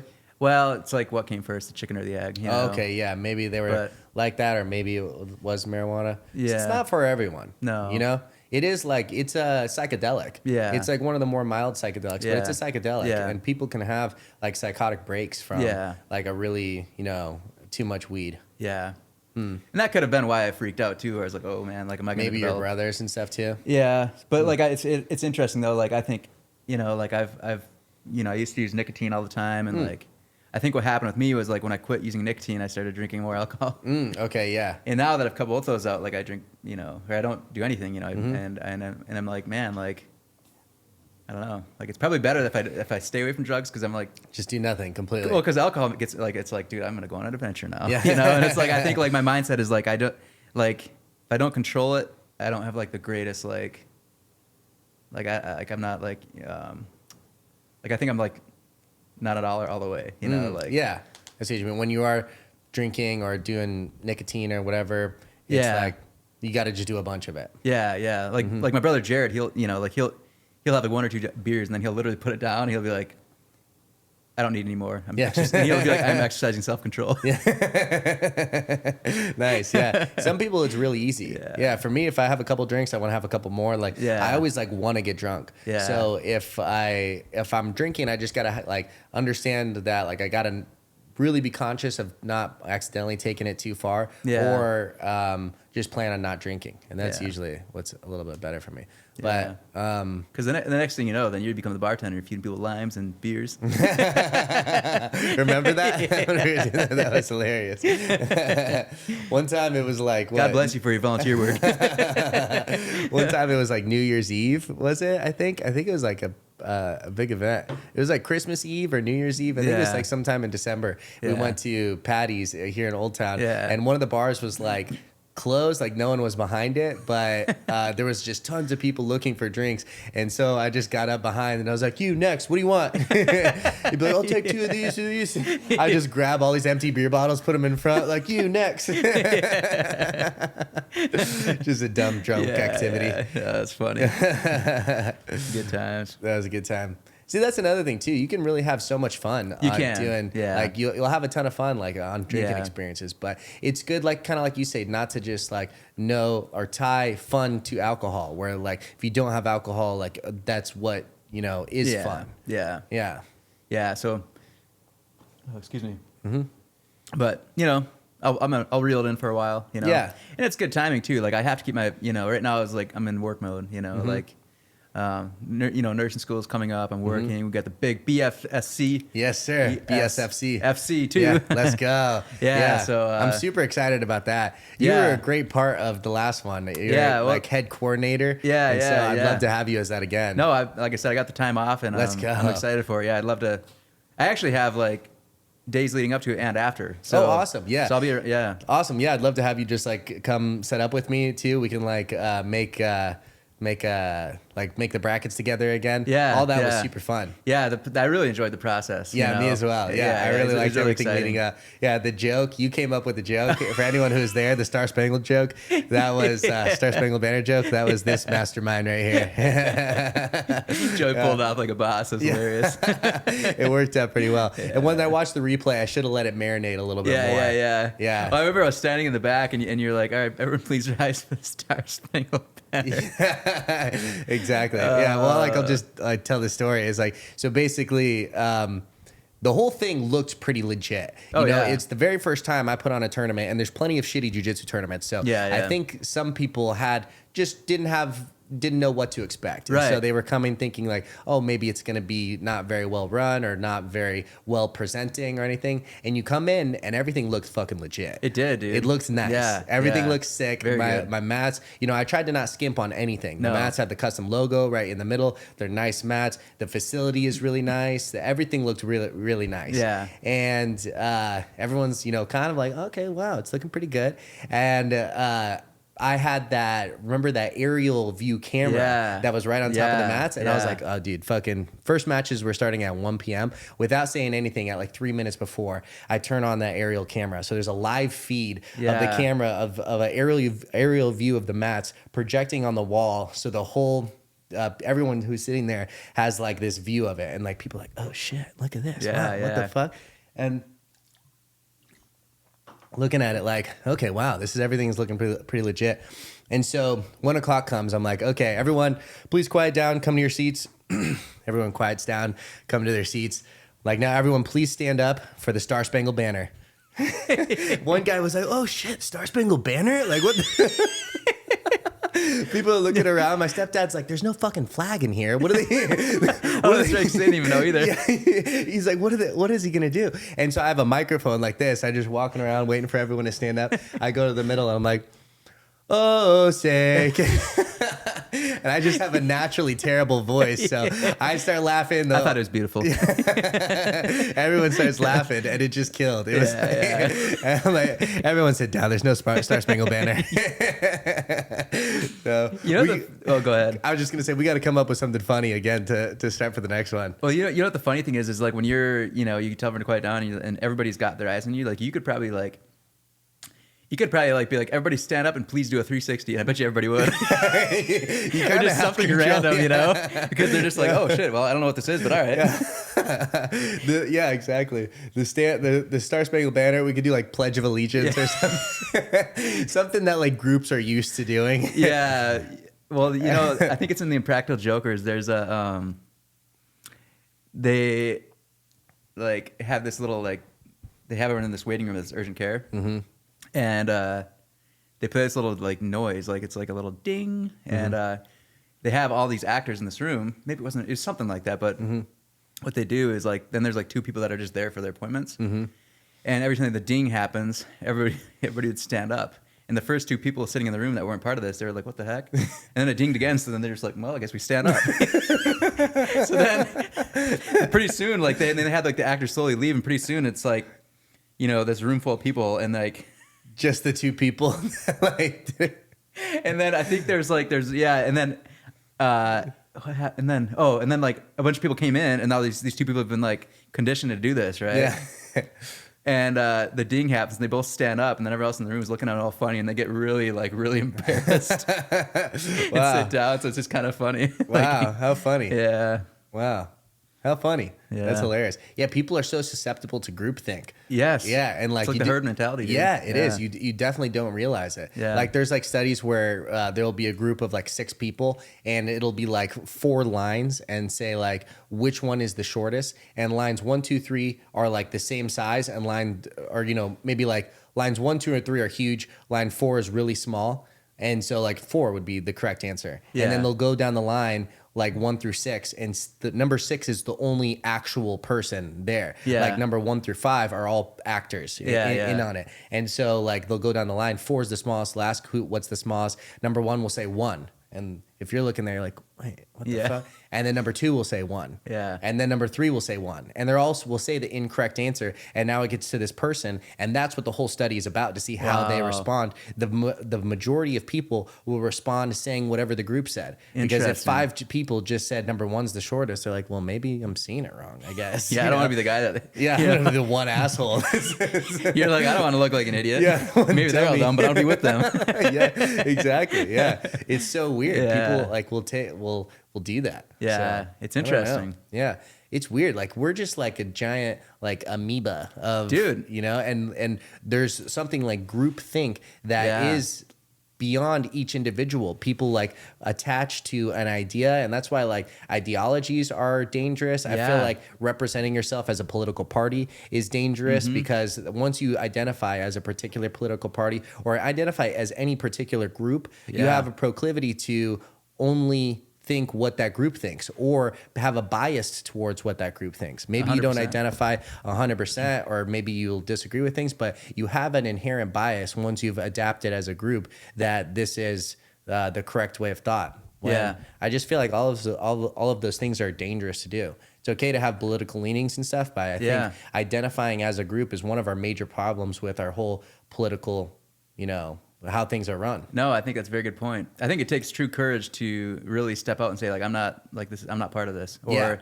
I don't believe this. You know? Like it's very, like I think if you're able to take a step back in life and just really like see the big picture on things and take your own road, like that's pretty cool. Yeah, it is. Like you said, courageous. Like it's even in the line thing where it's not important at all. But like if 5 people say it one way, you have to basically make like a stance against the group to do it. And maybe that's what it is. What the reason is why people are so inclined to groupthink, because like when we were in smaller tribes of, 100 people or 150 people, if you say something that contradicts the group, you could be ex-nayed from the fucking group. And maybe you're not able to feed, or eat anymore if you say something that goes against the group. Yeah. So maybe that's like, we just have like almost an evolutionary bias or reason to always go with whatever the group's thinking. Dude, like inclusion as humans, like we're social creatures, man. Yeah. And if you're not included, like you're an outcast, like it's brutal, dude. Like you can see it in the animal kingdom. Like you ever see like the farmer that's got like the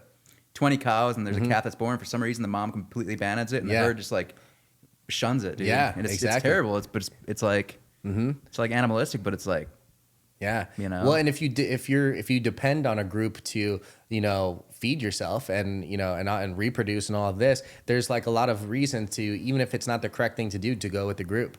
So we have this, and it was probably really important when it was really important, the sexual success of the small group. But now that we're on this such large scale and there's billions of people on the earth and most of our basic needs are taken care of, there isn't like a necessary reason to just go along with the group. And actually one of the primary predictors for success in business is actually disagreeableness. Interesting. If you're a very disagreeable person, that's one of the primary predictors for success in business. And the reason is because if you feel a certain way and it goes different than what the group is thinking, you have to be able to say, no, that's not how it should be. I think this is the correct way to do things. And that's an uncomfortable situation often. And so you have to be okay with disagreeing with other people.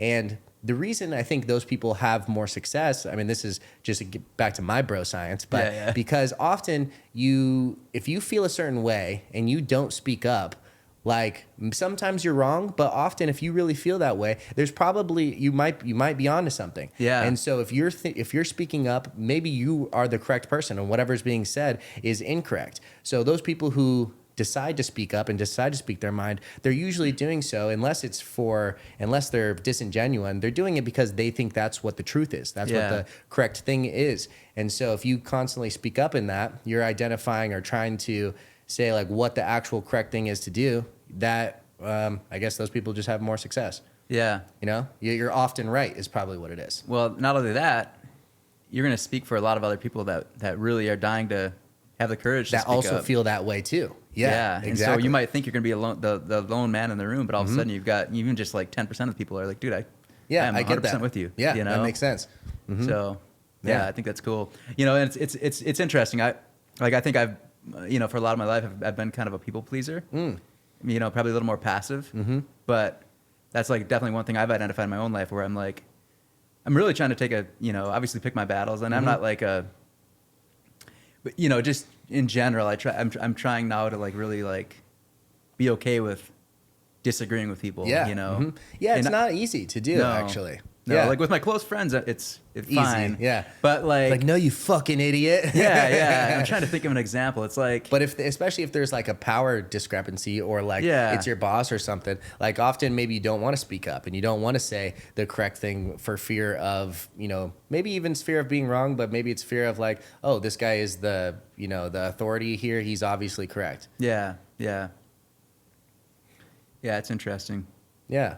Like, I think there's a time and place for being, like going with the flow and be like, okay, like, sure, yeah, whatever, sure. Not every battle is worth dying on. But I'm the same way. I think I've naturally been very agreeable. I think like that's my nature is to just be agreeing with people. And I remember realizing when I was like 16 or something, like I just have such an emphasis on other people's feelings and other people's like them being happy. Like if someone else is like was unhappy or like it's like, oh, we need to address this person is not happy with the situation, for some reason I had a big proclivity to care a lot about other people's feelings. Yes. And I've realized, especially it's mostly through business, has taught me that like you gotta have trust in your own opinion and trust in your own like intellect on a lot of things. And I don't care if this is gonna offend someone or something. You need to be able to speak up when there's a disagreement. And often a really good business interaction is someone who's not going just to agree with you, but always say what they think is the correct thing. Because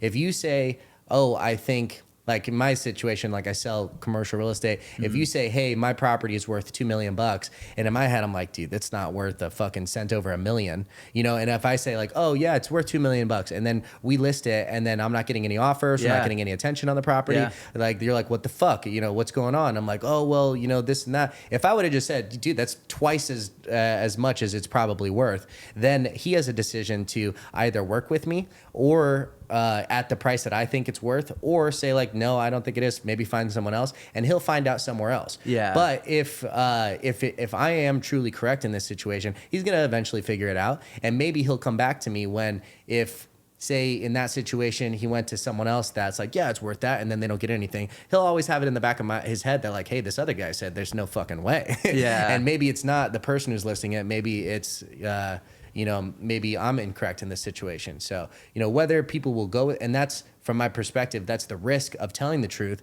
is that someone might not do business with you. Yeah. I can like hype up a seller and say, yeah, it's worth all this money. But then if we're never able to get it, then there's going to be some sort of like, disconnect between our relationship. When if I tell him if I'm just 100% honest on every front from the beginning, then they're going to at least respect it. Yeah. So they may not agree with me or something, but they'll respect that I'll speak up when, we have a disagreement. Yeah. I think there's a key word that comes to mind. It's called authenticity. Yeah, absolutely. And if you demonstrate that in your life and you're true and firm in your convictions, you might find that the quantity is not as much there, but the quality is of your relationships with people in general is going to be like exactly worth all the. If you're always telling the truth, the truth should be like paramount in every situation. Not keeping people's feelings nice, not keeping the relationship nice. I mean, you gotta just always pursue the truth is more important than any sort of, temporary comfort in pretending like that's not the case. Yeah. If you address the truth front on, often it can be uncomfortable at the beginning, but I think in the long term, that will always be the correct path. Yeah, I agree. Mm-hmm. It's a philosophical. The truth will set you free. Yeah. My grandpa used to say like lies have short legs. Yeah. So like meaning like if you lie about something and then often you'll have to like cover up that lie. It's like, oh, well, I said I was here, and then you kind of forget. Like they're always like stumbling over each other because you just, you have to remember your lies. When if you're always honest, you don't have to remember shit. No, exactly. Well, the problem with, you start to justify the lies in your head. Yeah. And those lead to bigger lies. Mm-hmm. And when you start to like all these little like things you're making up and lies you're making up, it'll start to spread to like people in your life. Mm-hmm. And all of a sudden people are covering up your secrets for you. Yeah. And and then the person they thought they were dealing with turns out to be like, dude, like now it's like, what are the stuff you're telling me, like, what are you hiding from me? Yeah, exactly. You know? And it's just, yeah. You know, your reputation can be, you know, it takes years and years to build like a good reputation of being honest, but all it takes is one lie to be like, dude, you fucking lied. Yeah. Like, what else are you lying about? Yeah, exactly. You know? Yeah. Yeah. You know what? That was actually one of the realizations for me as a young man from smoking weed. Really? I got really high and I was like maybe 15 years old or 16 years old. Yeah. And I realized that, like, you know, as a young man, sometimes when you're telling stories, especially with the boys in high school, sometimes you'll embellish the facts a little bit and you'll, like, you know, hype yourself up or make yourself look cooler than you actually are. And I realized I got super high this one time and I was like telling a story in front of the group and I was like,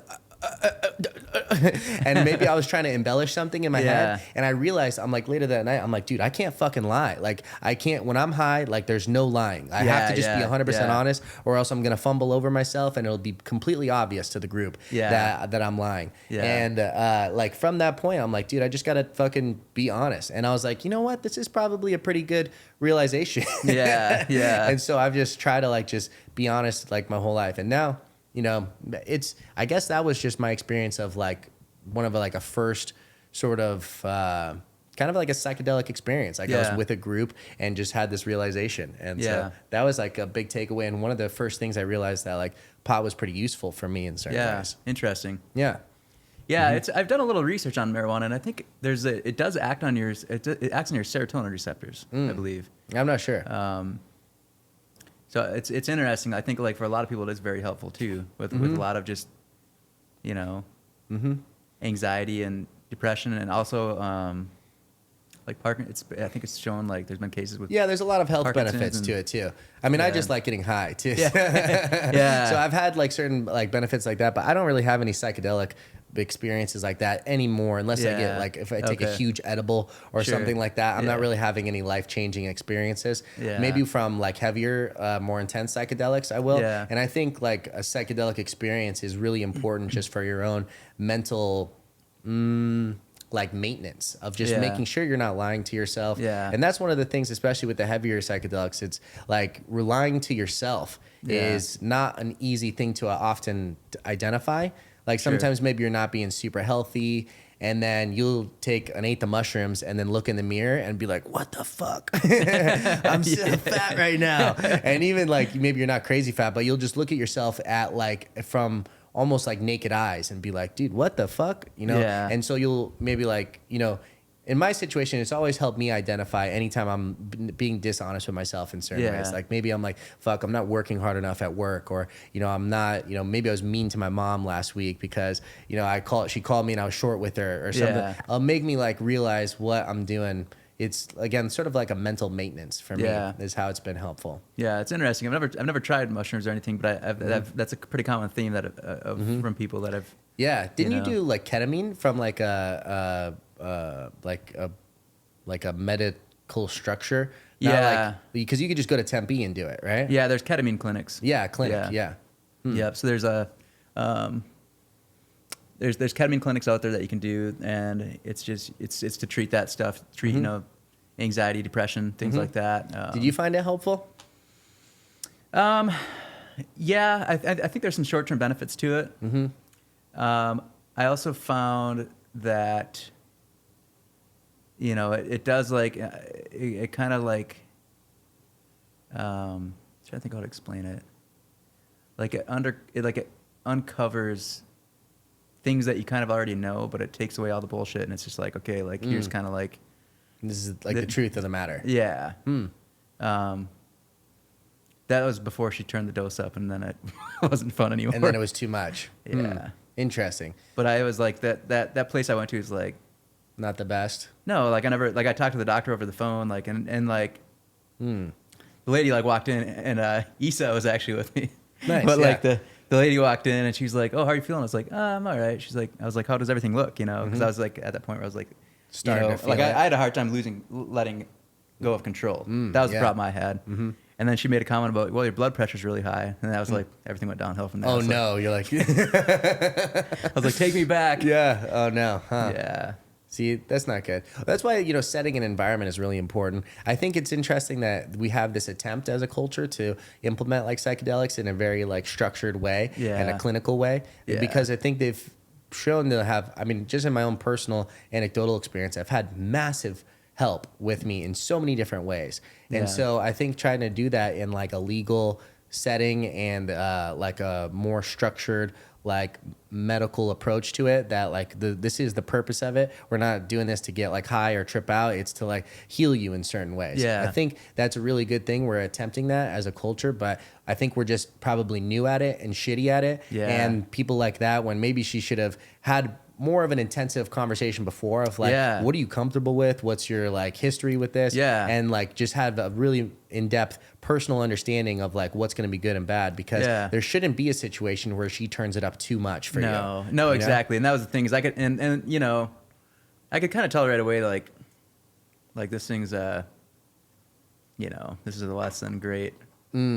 That's one of the problems with it too, is that like, what do they charge, $400 a session or $500 a session? It can be pretty expensive. And like, there's a lot of just money grabbing anytime there's and that's like, exactly what it felt like.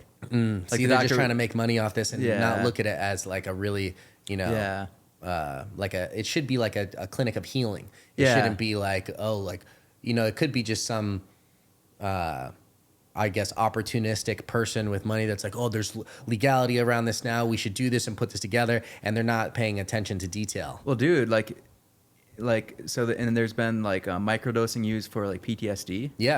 And like I've had like some like traumatic stuff that like that was kind of the idea, was like to hopefully use this, because it's been shown to help. But I think like you can't just like pump somebody with ketamine and say, oh, do you feel better? You have to you literally, I think, have to have somebody guide you through the experience. I don't know if that's what you're getting at, but you have to like, like, okay, like almost like you have like a therapist that's like talks to you about, why you're here today. And like, okay, well, here's how this works. And like, let's just kind of work into it. And, That's why like the ayahuasca experience is like really great, because it's such a structured approach to it. And, don't get me wrong, I've had amazingly beneficial psychedelic trips just taking a bag of mushrooms at my house. But there's something different to the very detailed approach of an ayahuasca trip. First, they put you on a dieta that at least the week before, and ideally longer than that if you can, you keep this strict diet that's actually mostly a vegan diet, but they want to like keep you on like a non-fibrous diet.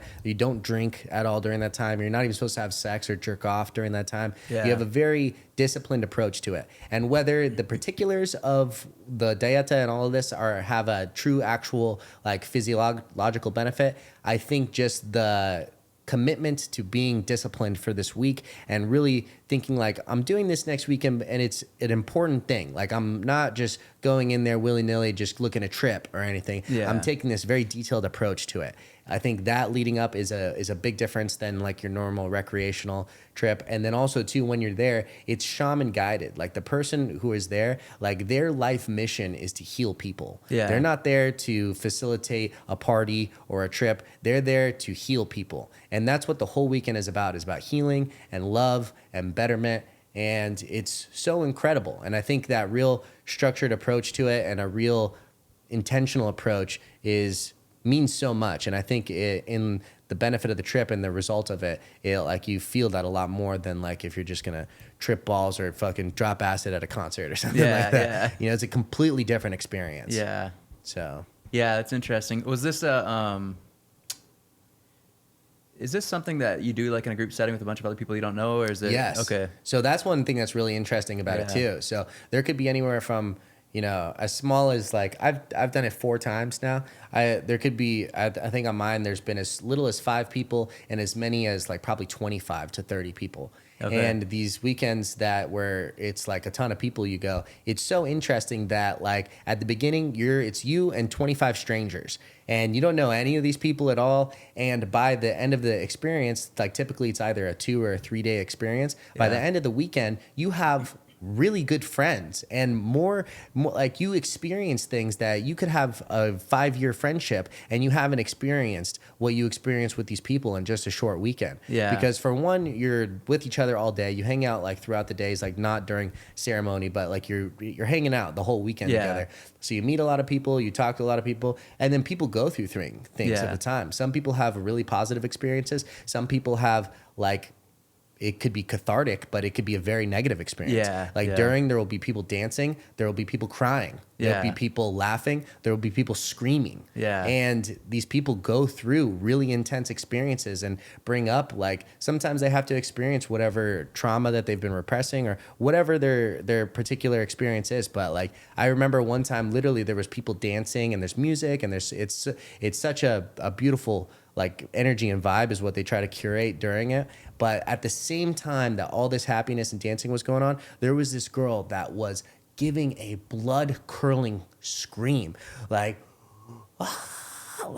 crying to the top of, like, as loud as you could possibly imagine, and like a big inhale and an exhale of one of those 5 or 6 times in a row. Wow. And she had something really negative happened in her life, and afterwards she talked about how she just like addressed it for the first time, and it was like an incredibly cathartic experience for her. Like, she had just not addressed it in her own head, and during this time she went to that place and it helped her out. And obviously nothing is a one-time heal, but often most things are something to do with your own like mental towards it. It's not that you're stressed out and you're fucked up physically. It's like sort of like a cramp in your head that has just not been worked out, and it's hurting your body through all these other ways. That's why like antidepressants or anti-anxieties, it's only addressing the symptoms of the problem. It's not addressing the problem.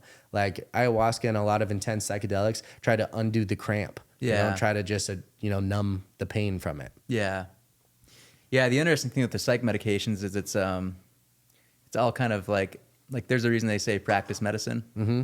Practice medicine? Like doctors practice medicine. Yeah, they practice it. Like it's not like a, and that's, I think, especially true. Granted, I'm just a medic, but like just a helicopter medic, basically Batman, saving lives. Not a big deal. But like, for instance, a lot of psych medications is it's like, let's try this one to see if it works. Bad side effects or made the depression worse. Okay, well, to stop that, try a new one. And theoretically, they're trying to like balance your brain chemistry, but they don't scan your brain. I mean, in most cases, they don't scan your brain to find like where your balances are. They're just kind of guessing, like, well, that might be a serotonin serotonin issue, and then here's this medication that'll like SSRI.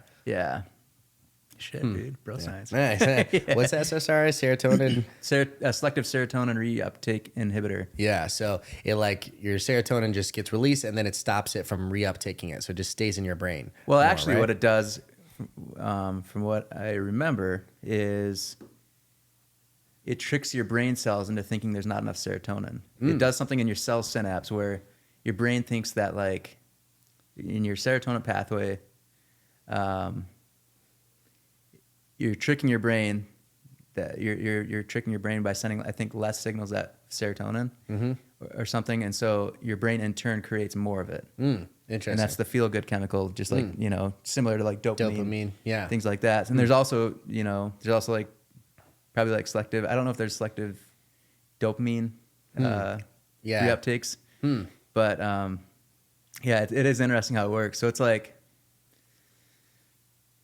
it's all theoretical, you know, and it's like, if I give you that and you start to feel better, well, then it worked. Yeah, exactly. It's kind of the idea. When it's just addressing maybe the symptom of it, or it's addressing, like, I don't know, the happy chemical. When if you're not making enough happy chemical, it might not be because of the chemical in your brain, it's because maybe your life is such that you have reasons to not be happy. Maybe there's a lot of, like, I think there's cases for sure where, like, it does work. Yeah. Where there truly is like a chemical imbalance. Yeah, because but it's, it can't really, like, there's like, there could be a lot of things too, Yeah. Nice. Yeah. There's like the modern medicine approach. There's like the holistic approach. Who knows? Nice. But, it could be like a bad thing too. Like if you, let's say like you had something traumatic happen as a kid, and now years later, all this stuff's coming back, and you don't, you know, you might not even realize that you're like you're starting to process this stuff. And all of a sudden, you know, and you're not performing at work and all these things, and then you get put on antidepressants and it kind of masks it, but the problem's still there. So like, you know, maybe you need to just deal with the problem. You know? Maybe exactly. You need to, you know, go do some ayahuasca. Ayahuasca, you know, or whatever. Like, you know, so that's where it's like, you know, like sometimes people get put on psych meds or antidepressants. The right reasons and sometimes the wrong reasons. Yeah, or maybe it'll like help. Maybe that's a tool you can use to get through something. You know, like use it as a temporary thing. Yeah. Dude, I gotta pee so fucking bad again. Let me go. You want to take another break? Yeah. Okay, hold on. All right, and we're back. I'd like to thank the Mountain Valley Spring Water as an official sponsor of the podcast. Thank you very much. I'm actually trying to. You got any other sponsors? I like to thank DeWalt, tape measure. Maybe the Shure microphones. Yeah. I wonder if there's any legal ramifications for constantly saying things to the sponsor of the podcast. You know, I was thinking about it. I'm like, I'm just giving them a free shout out. Probably shouldn't be that big a deal. Usually they pay for shout outs. I'm just giving free shout outs. Isn't it sad though that we live in a society where like, you know, like we're recording this thing and you have to like think about like everything you're saying, like low key. Yeah, exactly. In certain ways, I try to just be like, I operate in the way that like, I try to be like, I don't believe. I'm trying my best out here. Yeah, in every single way, yeah. you know? And so, like, if I say something, it's because I truly believe it. And I've got, like, you know, even, like, the psychedelics. I know that's, like, a taboo topic. And, you know, maybe people are like, oh, you shouldn't talk about that on the internet and, you know, all of this. But, like, I've had such incredible benefits from it. It's like if, you know, so only certain people had water and it's like, oh wow, water has been so nice in my life. And most people are just hydrating on coffee and soda and stuff and not doing it. But like I can go illegally get some water and it's been just so great. And like, it's like not talking or telling people that like water is good. I mean, it's just been, again, people don't use them. People don't always have the incredible experiences, or like often I think what it is they do it in the wrong setting. But I've had such incredible experiences with it. So why would I talk about, you know, when I think it's been an absolutely instrumental part of my success as in business. I think it's been an instrumental part of my own mental health. Like why would I not talk about those things? So, you know, and like even with the sponsors too, like if to be honest, I love all the stuff that if I put over here, I like really like it. So I've talked about this before, or I guess I haven't really released anything yet, but me and my girlfriend have done like 4 pilots. So we've talked about it, but like I wouldn't do like a sponsored anything that I wouldn't believe in. So, you know, if someone tried to get me to sponsor, I don't know, something that I didn't like or didn't actually like, I wouldn't say like, oh, I really like this. I'd only accept a sponsor from someone that I actually like their shit. Yeah, exactly. You have you are sponsored as an athlete. Yeah, Greg sponsors me. Yeah. Shout out Control Physical Therapy. Shout out Control Physical Therapy. By the way, an actual sponsor of the podcast. This is how I know Greg's amazing and physical therapy works. Is dude, you're talking to a guy with double cartilage repairs on both my shoulders, like invasive. Like I've got scars on both my shoulders. I had like I'm always loose jointed, and the labrum, like on the pictures with the radiology, they weren't like formed correctly, and they eventually tore. Oh wow! And like that was my biggest fear coming into jiu-jitsu is like shoulder mobility and re-tears. And I actually went to Greg the first time for a hip issue, which he fixed immediately. And then I was like, dude, I have insurance. Like, why did I not like utilize this? So you know, and I haven't seen him in a while, but like usually I'm pretty consistent. And dude, like the fact that like I've even competed in jiu-jitsu is a miracle in itself. Wow, after having double shoulder surgery. Yeah, and like, you know, like shooting for double leg takedowns or, you know, or like trying to, you know, do like there's still certain things like the hitchhiker armbar escape. Yeah, it doesn't feel great. If you're going to go against me ever, you know, forget this part. But, but like, you know, that one's pretty tough for me. And that's kind of a dangerous position. But like, yeah. It's good that you're able to do things that like help you work around that. Yeah. Greg is the man. Yeah, dude, he's very helpful. Yeah. It's cool that he's like a brown belt in jiu-jitsu and a physical therapist. So in contrast to like a normal doctor that you would go to and say like, hey, I'm hurting myself at jiu-jitsu, they'd be like, well, number one, stop doing jiu-jitsu. Yeah, I know. Exactly. Greg will be like, well, from what positions? And then like even do like positional rolls with you to see what's hurting and maybe what's the cause is, and try to give you ways to like either roll around that or like a recovery path to get you like back on the mat quickly. So Yeah, Greg's the man. He really is a genius at what he does. Controlled physical therapy. Yeah. Dr. Greg McClarty. Yeah, next time I come on, I'm wearing the controlled physical therapy. Nice. Hell yeah. Greg's the man. Yeah. Yep. So, how's life? Life's good. Yeah. So, I kind of wanted to talk about it. You're like one of 15 kids. Right? Yeah, I've got 13 siblings. 13 siblings. So 14 total. Well, 14 they're supposed kids. to be, and they're supposed to be. The last one was stillborn. Oh wow. Yeah. So she tried for 15. Yeah. Yeah, dude. That was when the good Lord said, "You've had enough." Yep. So they wrapped it up after that. Well, then she's in her 40s. Oh, okay. Yeah. Did she like get her tubes tied after that, or no? I think just naturally just. Just like stopped. Yeah. Interesting. Wow. Yeah. How old were they when they had their first kid? Gosh, well, probably around like 20, 21. Wow. Yeah. So your mom was just basically pregnant for 20 years. I mean, we have like a year, sometimes not even a year apart. Wow. Yeah. Huh? All of them? Yeah. Yeah, but it's very common how we grew up. Like that's most families in this church I grew up in. They all had a lot of kids? Yeah. Interesting. Yeah. Wow. So it's maybe like a cultural thing? It really is, yeah. Yeah. None of it, like there's no such thing as birth control in the church. Yeah, like that is like sinful, or it just you shouldn't use it, or well, I guess somewhere in the Bible it says be fruitful and multiply on the earth. Yeah. So they're like, okay, we're gonna run with that. Yeah. You know? So if you're having sex to not be fruitful, maybe that's a bad way to do it. Yeah, that's exactly. That's like kind of the interpretation of it. Yeah, like it'd be a sin if you were to use like condoms or contraception or birth control. Interesting. You know what's weird is that like so what religion was it? It's called Laestadian Lutheran. So is that like a Catholic type? Actually, it's kind of like it's not Catholic at all. Oh, it's not? No. Huh. So actually, Lutheran, I don't know if you're familiar with this at all. No. There's a guy, Lutheran comes from Martin Luther, who was this guy who was with the Catholic Church years, like hundreds of years ago. I think it was in, probably going to butcher this, but I think it was like in Germany. Okay. But he basically had a list of complaints against the Catholic Church and like nailed it on the church door. Oh. And he was gonna get I think they were gonna kill him because he didn't believe the way they did. Yeah. So he would worship like behind closed doors with his following, and that's where Lutheranism came from. Oh, his name was Luther? Yeah. Oh, interesting. Martin Luther. Oh, and then Martin Luther would be named after that guy? Martin Luther King Jr.? No. So totally separate. Oh, but maybe. Yeah. And then a couple of 100 years later, he's like,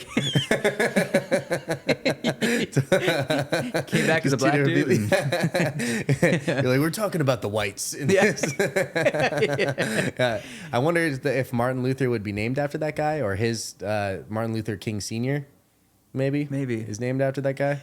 You're part black, aren't you? Yeah. My grandma was African American. Just so everybody knows, this is not racism. We have a lot. No. I'm also 1/16 Cherokee, so I'm allowed to speak about anything there. No, I'm just kidding. Nice, you got accolades. No, no, I'm not that at all. Actually, I think on that side there was some sort of. I think there's like Mohawk Indian or something on her side. But mostly you're Croatian. So I've got 4 grandparents that are like sort of like 4 purebred grandparents that are all different races. So I'm like basically 25% of these 4 different races. Oh, that's actually kind of cool. Yeah, like my grandpa was born in Yugoslavia before like Nazi Germany when it was called Yugoslavia. Yeah. Now it's he was born in a part that is now Croatia. So that's why I rock the Croatian flag. Nice. But my grandpa was born in Yugoslavia. My other grandpa was born in Germany. His name's Helmut de Vanna, a very German name. That's actually hilarious. One of my friend's grandpa's name is Helmut, really? Yeah, it's a very German name. Yeah. And my grandma and my other grandma and my mom, or my grandma and my mom were born in England. And then my other grandma was born in New York, but she was black. Both her parents were black. So interesting. Yeah, she was like a light-skinned black girl, but both her parents were black. So I don't know. Okay. Yeah. Cool. Yeah. So that's my ethnicities. Any relation to Martin Luther? Yeah. Yeah. Okay, so this guy had a bunch of complaints with the church, and he like nailed it to the church that these are the complaints, and so he developed a following, and that's what Lutheran is. Yeah. So actually, if you want, I can tell you the history of the church that I grew up in, because it ties into what we were talking about earlier with family. Okay. So Martin Luther came along, and he had a bunch of problems with the Catholic Church. And basically, like, posted his complaints, and like basically was banished from the church, and also like knowing he was going to do this, like, was going to get into a ton of trouble. Yeah. So like this is maybe might get killed for doing this. Yeah. So, but he amassed a pretty big following, and I think what his thing was is like, I think in the Catholic Church there's like there's like rank structure, right? Like you have bishops, popes, and all that. Okay. Martin Luther's like, no, I don't believe that. We're all just human beings. We're all like, we're all sinners and we all do wrong. Yeah. And so there a lot of stuff that he just didn't agree with the Catholic Church. Okay. And then years later, like his message spread everywhere, right? So then you have all these Lutheran churches. Well, then in Finland, in Sweden area, there's this guy that came along years later named Lars Laestadius. So the church that I grew up in is called Laestadian Lutheran. Okay. So Lars Laestadius, this guy had a lot of problems with the Lutherans, the way they were doing it. Well, he just had a lot of drinking problems, actually. Drinking problems. Yeah. Oh, really? Huh, yeah. Okay. So in that area, like there's alcoholism runs pretty rampant. Okay. At least it used to. Yeah. And they have like really harsh winter times too. So I think that's part of the issue. Yeah, of why people drink so much. Yeah, and it just gets cold, dark, and miserable. Well, he also, I think, was like a criminal and like just led a bad lifestyle. And then I think he's getting in trouble for it or whatever. And then at one point he just realized, he's like, dude, like I'm just living a bad life. Like I just, I've got this alcohol problem. I don't treat people right. Like, and I'm causing all these issues, and maybe he'd been to jail. I don't really know the full story. But like he went to this elder of the village and he was telling her like, I just feel horrible for all my sins and wrongdoings and stuff. And she like told him like, well, God, there's a reason you're here, and you can believe that those sins are forgiven, and all of it's wiped away if you believe in God and Lutherans' teachings and stuff. So it was just, he had this epiphany and was so excited about this newfound faith that he had, and like quitting alcohol and putting it all behind him. Like he just went and spread his message to everybody. He was like really excited to share his story, Yeah. And all those people were like, dang, dude, Lars Laestadius is the man. So they all started following him too. And he developed this big following, and then the church that he created was known to be as Laestadian Lutheran. And then some of those people in Finland moved to the United States, and it kind of spread here. But it's huge in Finland. But that's. So your like ancestors, or like would it be your great grandparents or grandparents? They came from Finland here. Yeah. On my mom's side. Yep. Okay. Wow. Interesting. Yeah. So. Oh, but yeah. Case in point, like.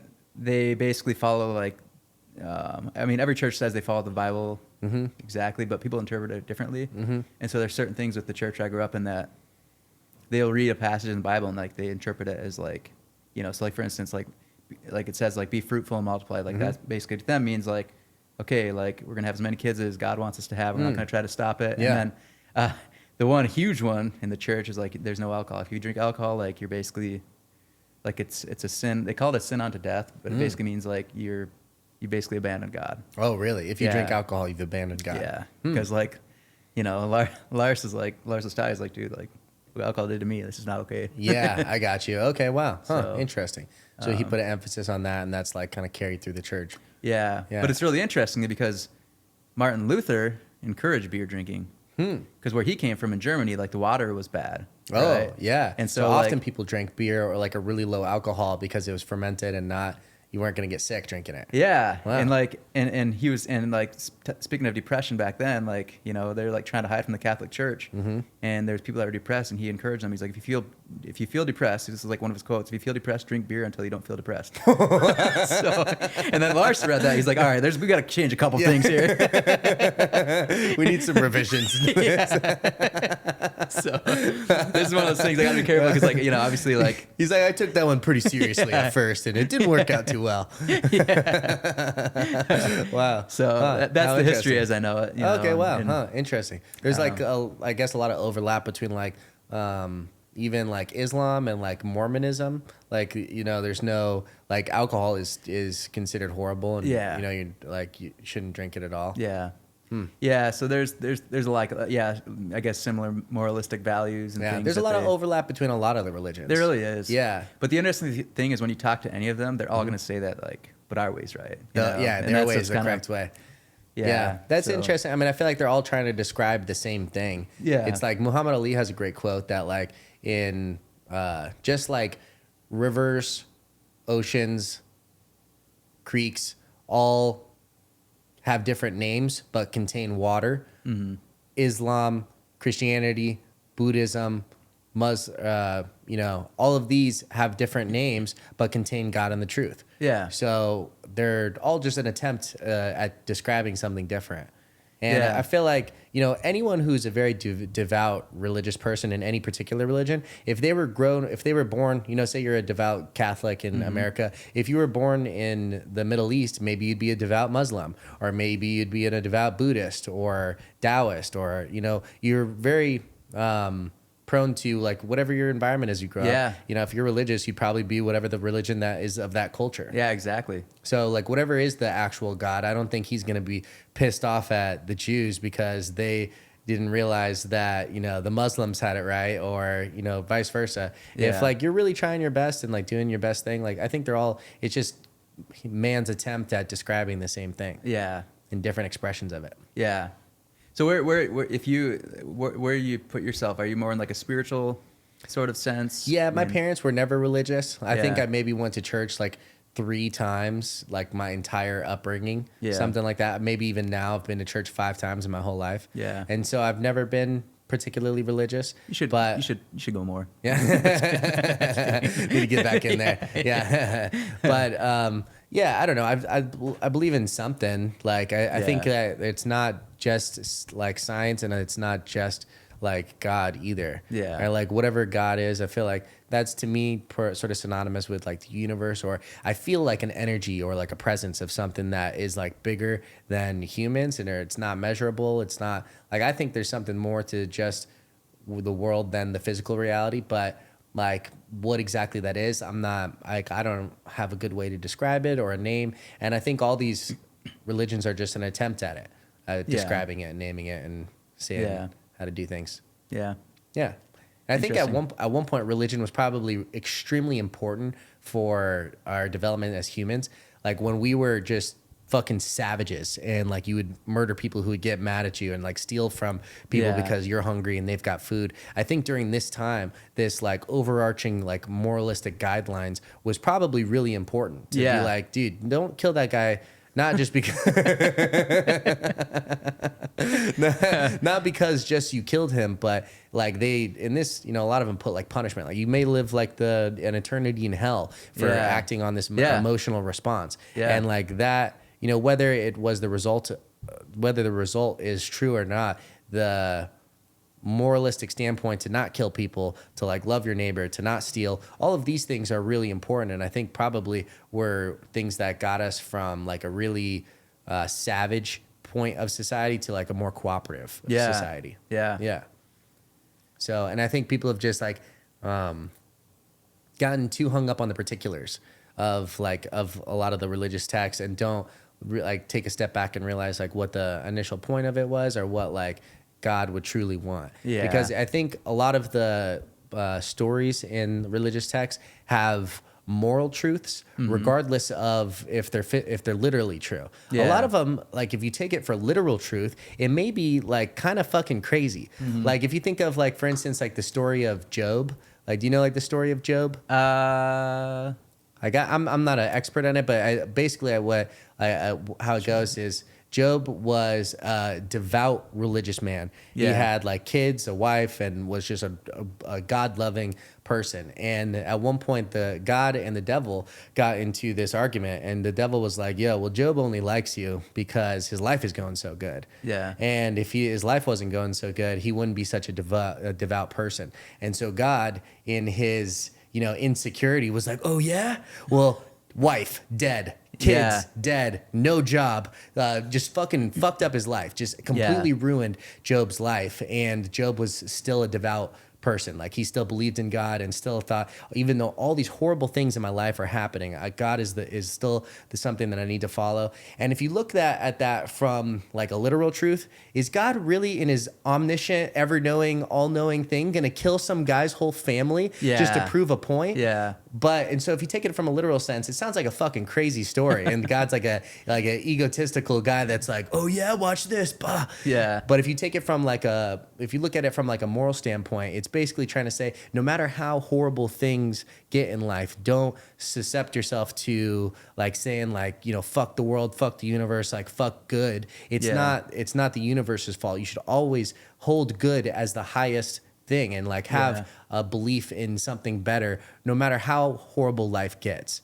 And if you take it, so from like a moral standpoint, that's a beautiful story. Yeah. From a literal standpoint, it's like, yo, what the fuck? Well, it's funny that, it's interesting. I actually appreciate the way you put that, because it's funny how most people, like, they're either one way or the other. Like, and you're kind of seeing the middle of the road where it's like, well, it sounds a little ridiculous, but there's some moral truth to it. Like, I think it's pretty cool that you can take both sides of the token and like, kind of mush them together and be like, you know, you can kind of like agree where both sides are coming from. Yeah, you know? exactly.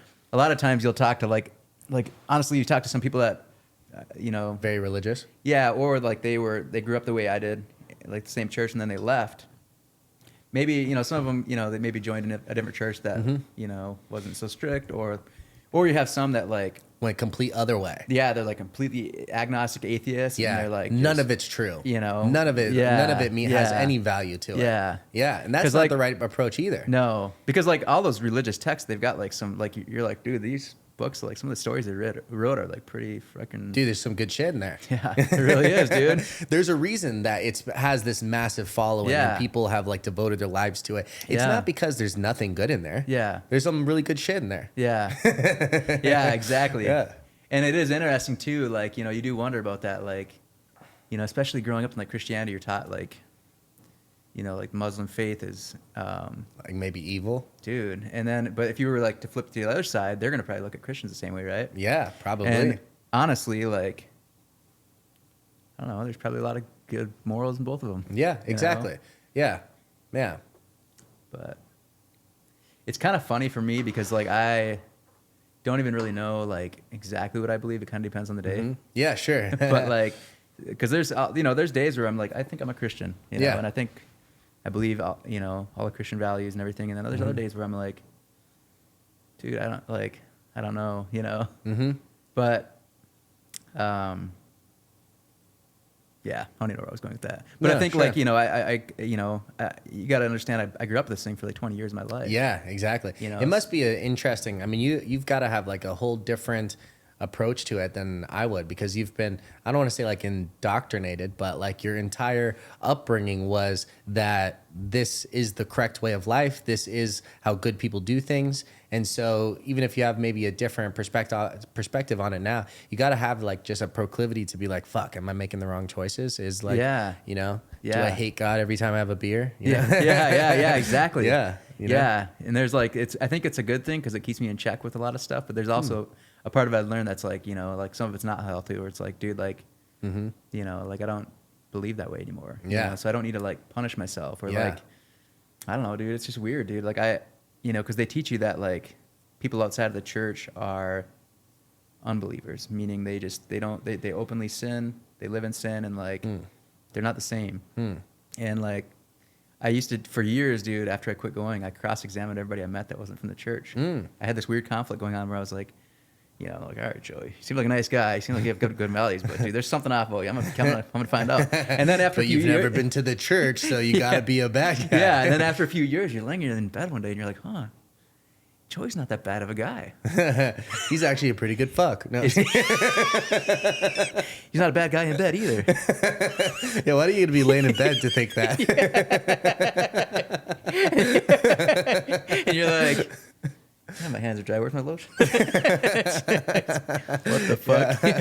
Yeah. But how interesting. Yeah. Yeah. Must have had like there must be a weird back and forth between like realizing like people are still good people just because they didn't go to the church. Yeah, because I don't like, you know, people might argue this from the church or whatever, but like that's kind of what's taught. It's ingrained in you that like there's the people in the church are good people and the people outside of the church are not good. Yeah, like everybody else that acts good, it's all superficial because in their heart they're wrong. And I'm like, dude, I can't buy that. How interesting. And you know, because it's like the person who's like the devout Muslim that like grew up like truly probably abiding by most of the same like rules and like not drinking, thinking like this is like, you know, against God's will, and like trying to live their best life, trying to, you know, be fruitful and have a bunch of kids and all of these things. Like they're probably living their lives in a very similar way, and all they're trying to do is please God and give honor to God and all of this. But they were born in a different part of the world. So according to this person's God, these people, even though he's trying his fucking best in life and making a lot of sacrifices, he's, you know, not a good person because he picked the wrong one, you know? Yeah. I mean, that just can't be how it actually is. Yeah. The interesting thing is like the other thing I found that was interesting was like, for years after I was trying to figure out what's my truth. What do I believe now? Because I don't obviously believe this way. I'm a Christian. What am I? And so I talked to a lot of people about it. Like this is like a big part of my life. Like, because they teach you that like nothing's important. Like whatever you do, there wasn't like the strong push to go to college and like become this amazing like doctor of whatever. Like if you did it, great, that's awesome. But none of this, you're doing it all to honor God. Like none of it is as important to your devotion to God. Yeah, and then, but when I got older, and then when I left and everything, like you meet all these different people, and you kind of take off as an adult. You kind of trying to find your identity, right? And like, that was one of my biggest conversations with people was like, what do you believe? And I was just trying to find something that clicked, and then one day I realized like, dude, I don't know if I like know what I believe, and then I thought about it more, and I was like, but I think that's okay. Yeah. I don't think I have to know. I think that's part of the journey, right? Yeah, exactly. Maybe one day I'll wake up and something will click. For sure. Yeah. But well, also too, no one knows for sure. No. I mean, that's one thing that's talked about so much in religions is that you have to have faith. Yeah. And just faith in, and at some point, like faith is a good thing. Yeah. Like I said, there's a lot of really good things about the religion, but like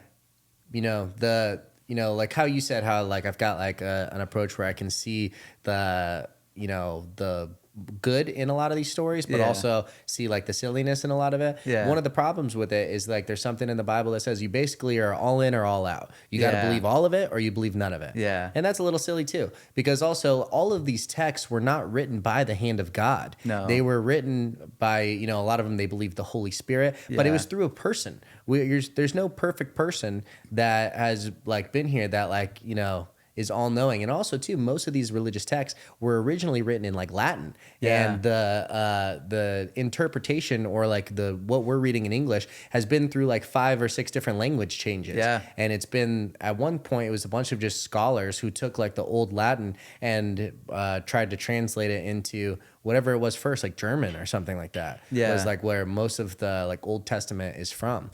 I might be incorrect on the languages, but it's been a bunch of different changes just from language to language. So there's a lot of words that, maybe were interpreted incorrectly. Yeah. Very true. Yeah, no, it's been translated a lot. Yeah. Mm-hmm.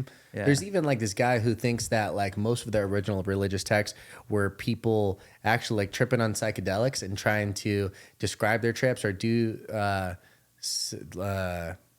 like pass down the stories without people realizing that they were doing it. I don't know exactly. Interesting. I haven't looked too much into it. There's this guy who's been on Rogan who talks about like he's like a believer that most of the religious texts were actually people describing their psychedelic trips and trying to write it down in a way that was not going to alarm people or like in sort of a coded way. Sure. Yeah.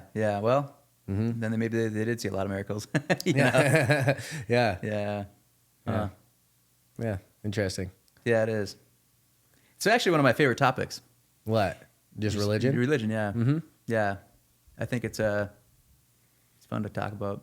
Yeah. Just it's an interesting part because it's such an ingrained part of people's lives. Yeah. That and I think there's something there. There's a reason that there's so many different religions is because I think they're describing something like real. They're just maybe, it's all just different humanistic attempts at describing this phenomena that there is no like way that we could just like, hey, look at it right over there. Yeah. It's something that's, I don't know, we either don't have like the senses to like interact with directly, or it's something that's existing that we're just trying to describe. Yeah. Yeah, it's yeah, I don't know. Yeah.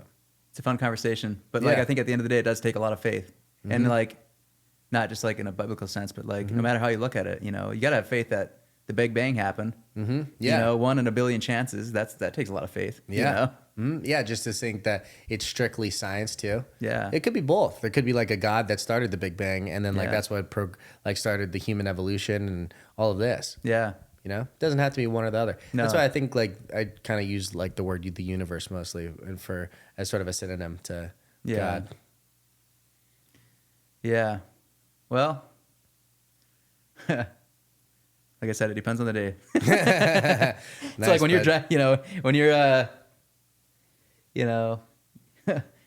we're flying back one time at work and in the helicopter? No, on the plane. Oh, okay. And I was sitting up front with the pilot and we had like it wasn't necessarily an emergency landing, but we were just talking, shooting the shit, and all of a sudden some lights came on. He's like, "Oh, we got to get in the ground, figure out what's going on here."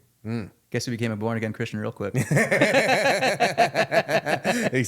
I was like, well, and I was literally like looking out the ground. I was like, well, God, remember all that stuff I said? I kind of think can we just talk about this? We should talk about this later. He's like, get in line. You're going down. All right, fair enough. Exactly. I did my best, man. Yeah. That's funny. Nice. Yeah. All right, bud. Well, we've done over 2 hours so far. You want to wrap it up here? Sure. Yeah. All right. Well, it's been a pleasure having you on. Yeah. Thanks, Joey. Thank you for coming on. You're like literally, I'm not sure if you're going to air where exactly in the lineup you're going to air, but you're one of the very first guests who's come on. Awesome, man. Well, it's an honor. honor. Thank you for being here. Yeah. It's always a fun time talking to you. Yeah, for You're sure. one of my favorite people. And hey, man. You too. Yeah. I really appreciate it. Yeah. I'd love to have you on more, and then fucking you're going to be one of my repeat guests for show. Hell yeah, man. Well, thank you very much. Yeah, absolutely. Yeah. All right, ladies and gentlemen, that's been the No Credentials podcast. I've got my boy Darin Johnson. If you want to follow him on Instagram, what is your Instagram? Darin.Johnson7927. Let's go. And he's also has an OnlyFans that you could subscribe to for. No, I'm just kidding. Feetpics18 at OnlyFans.com. I don't know. Nice. All right, let's go. Thanks, buddy. Yeah, thank you.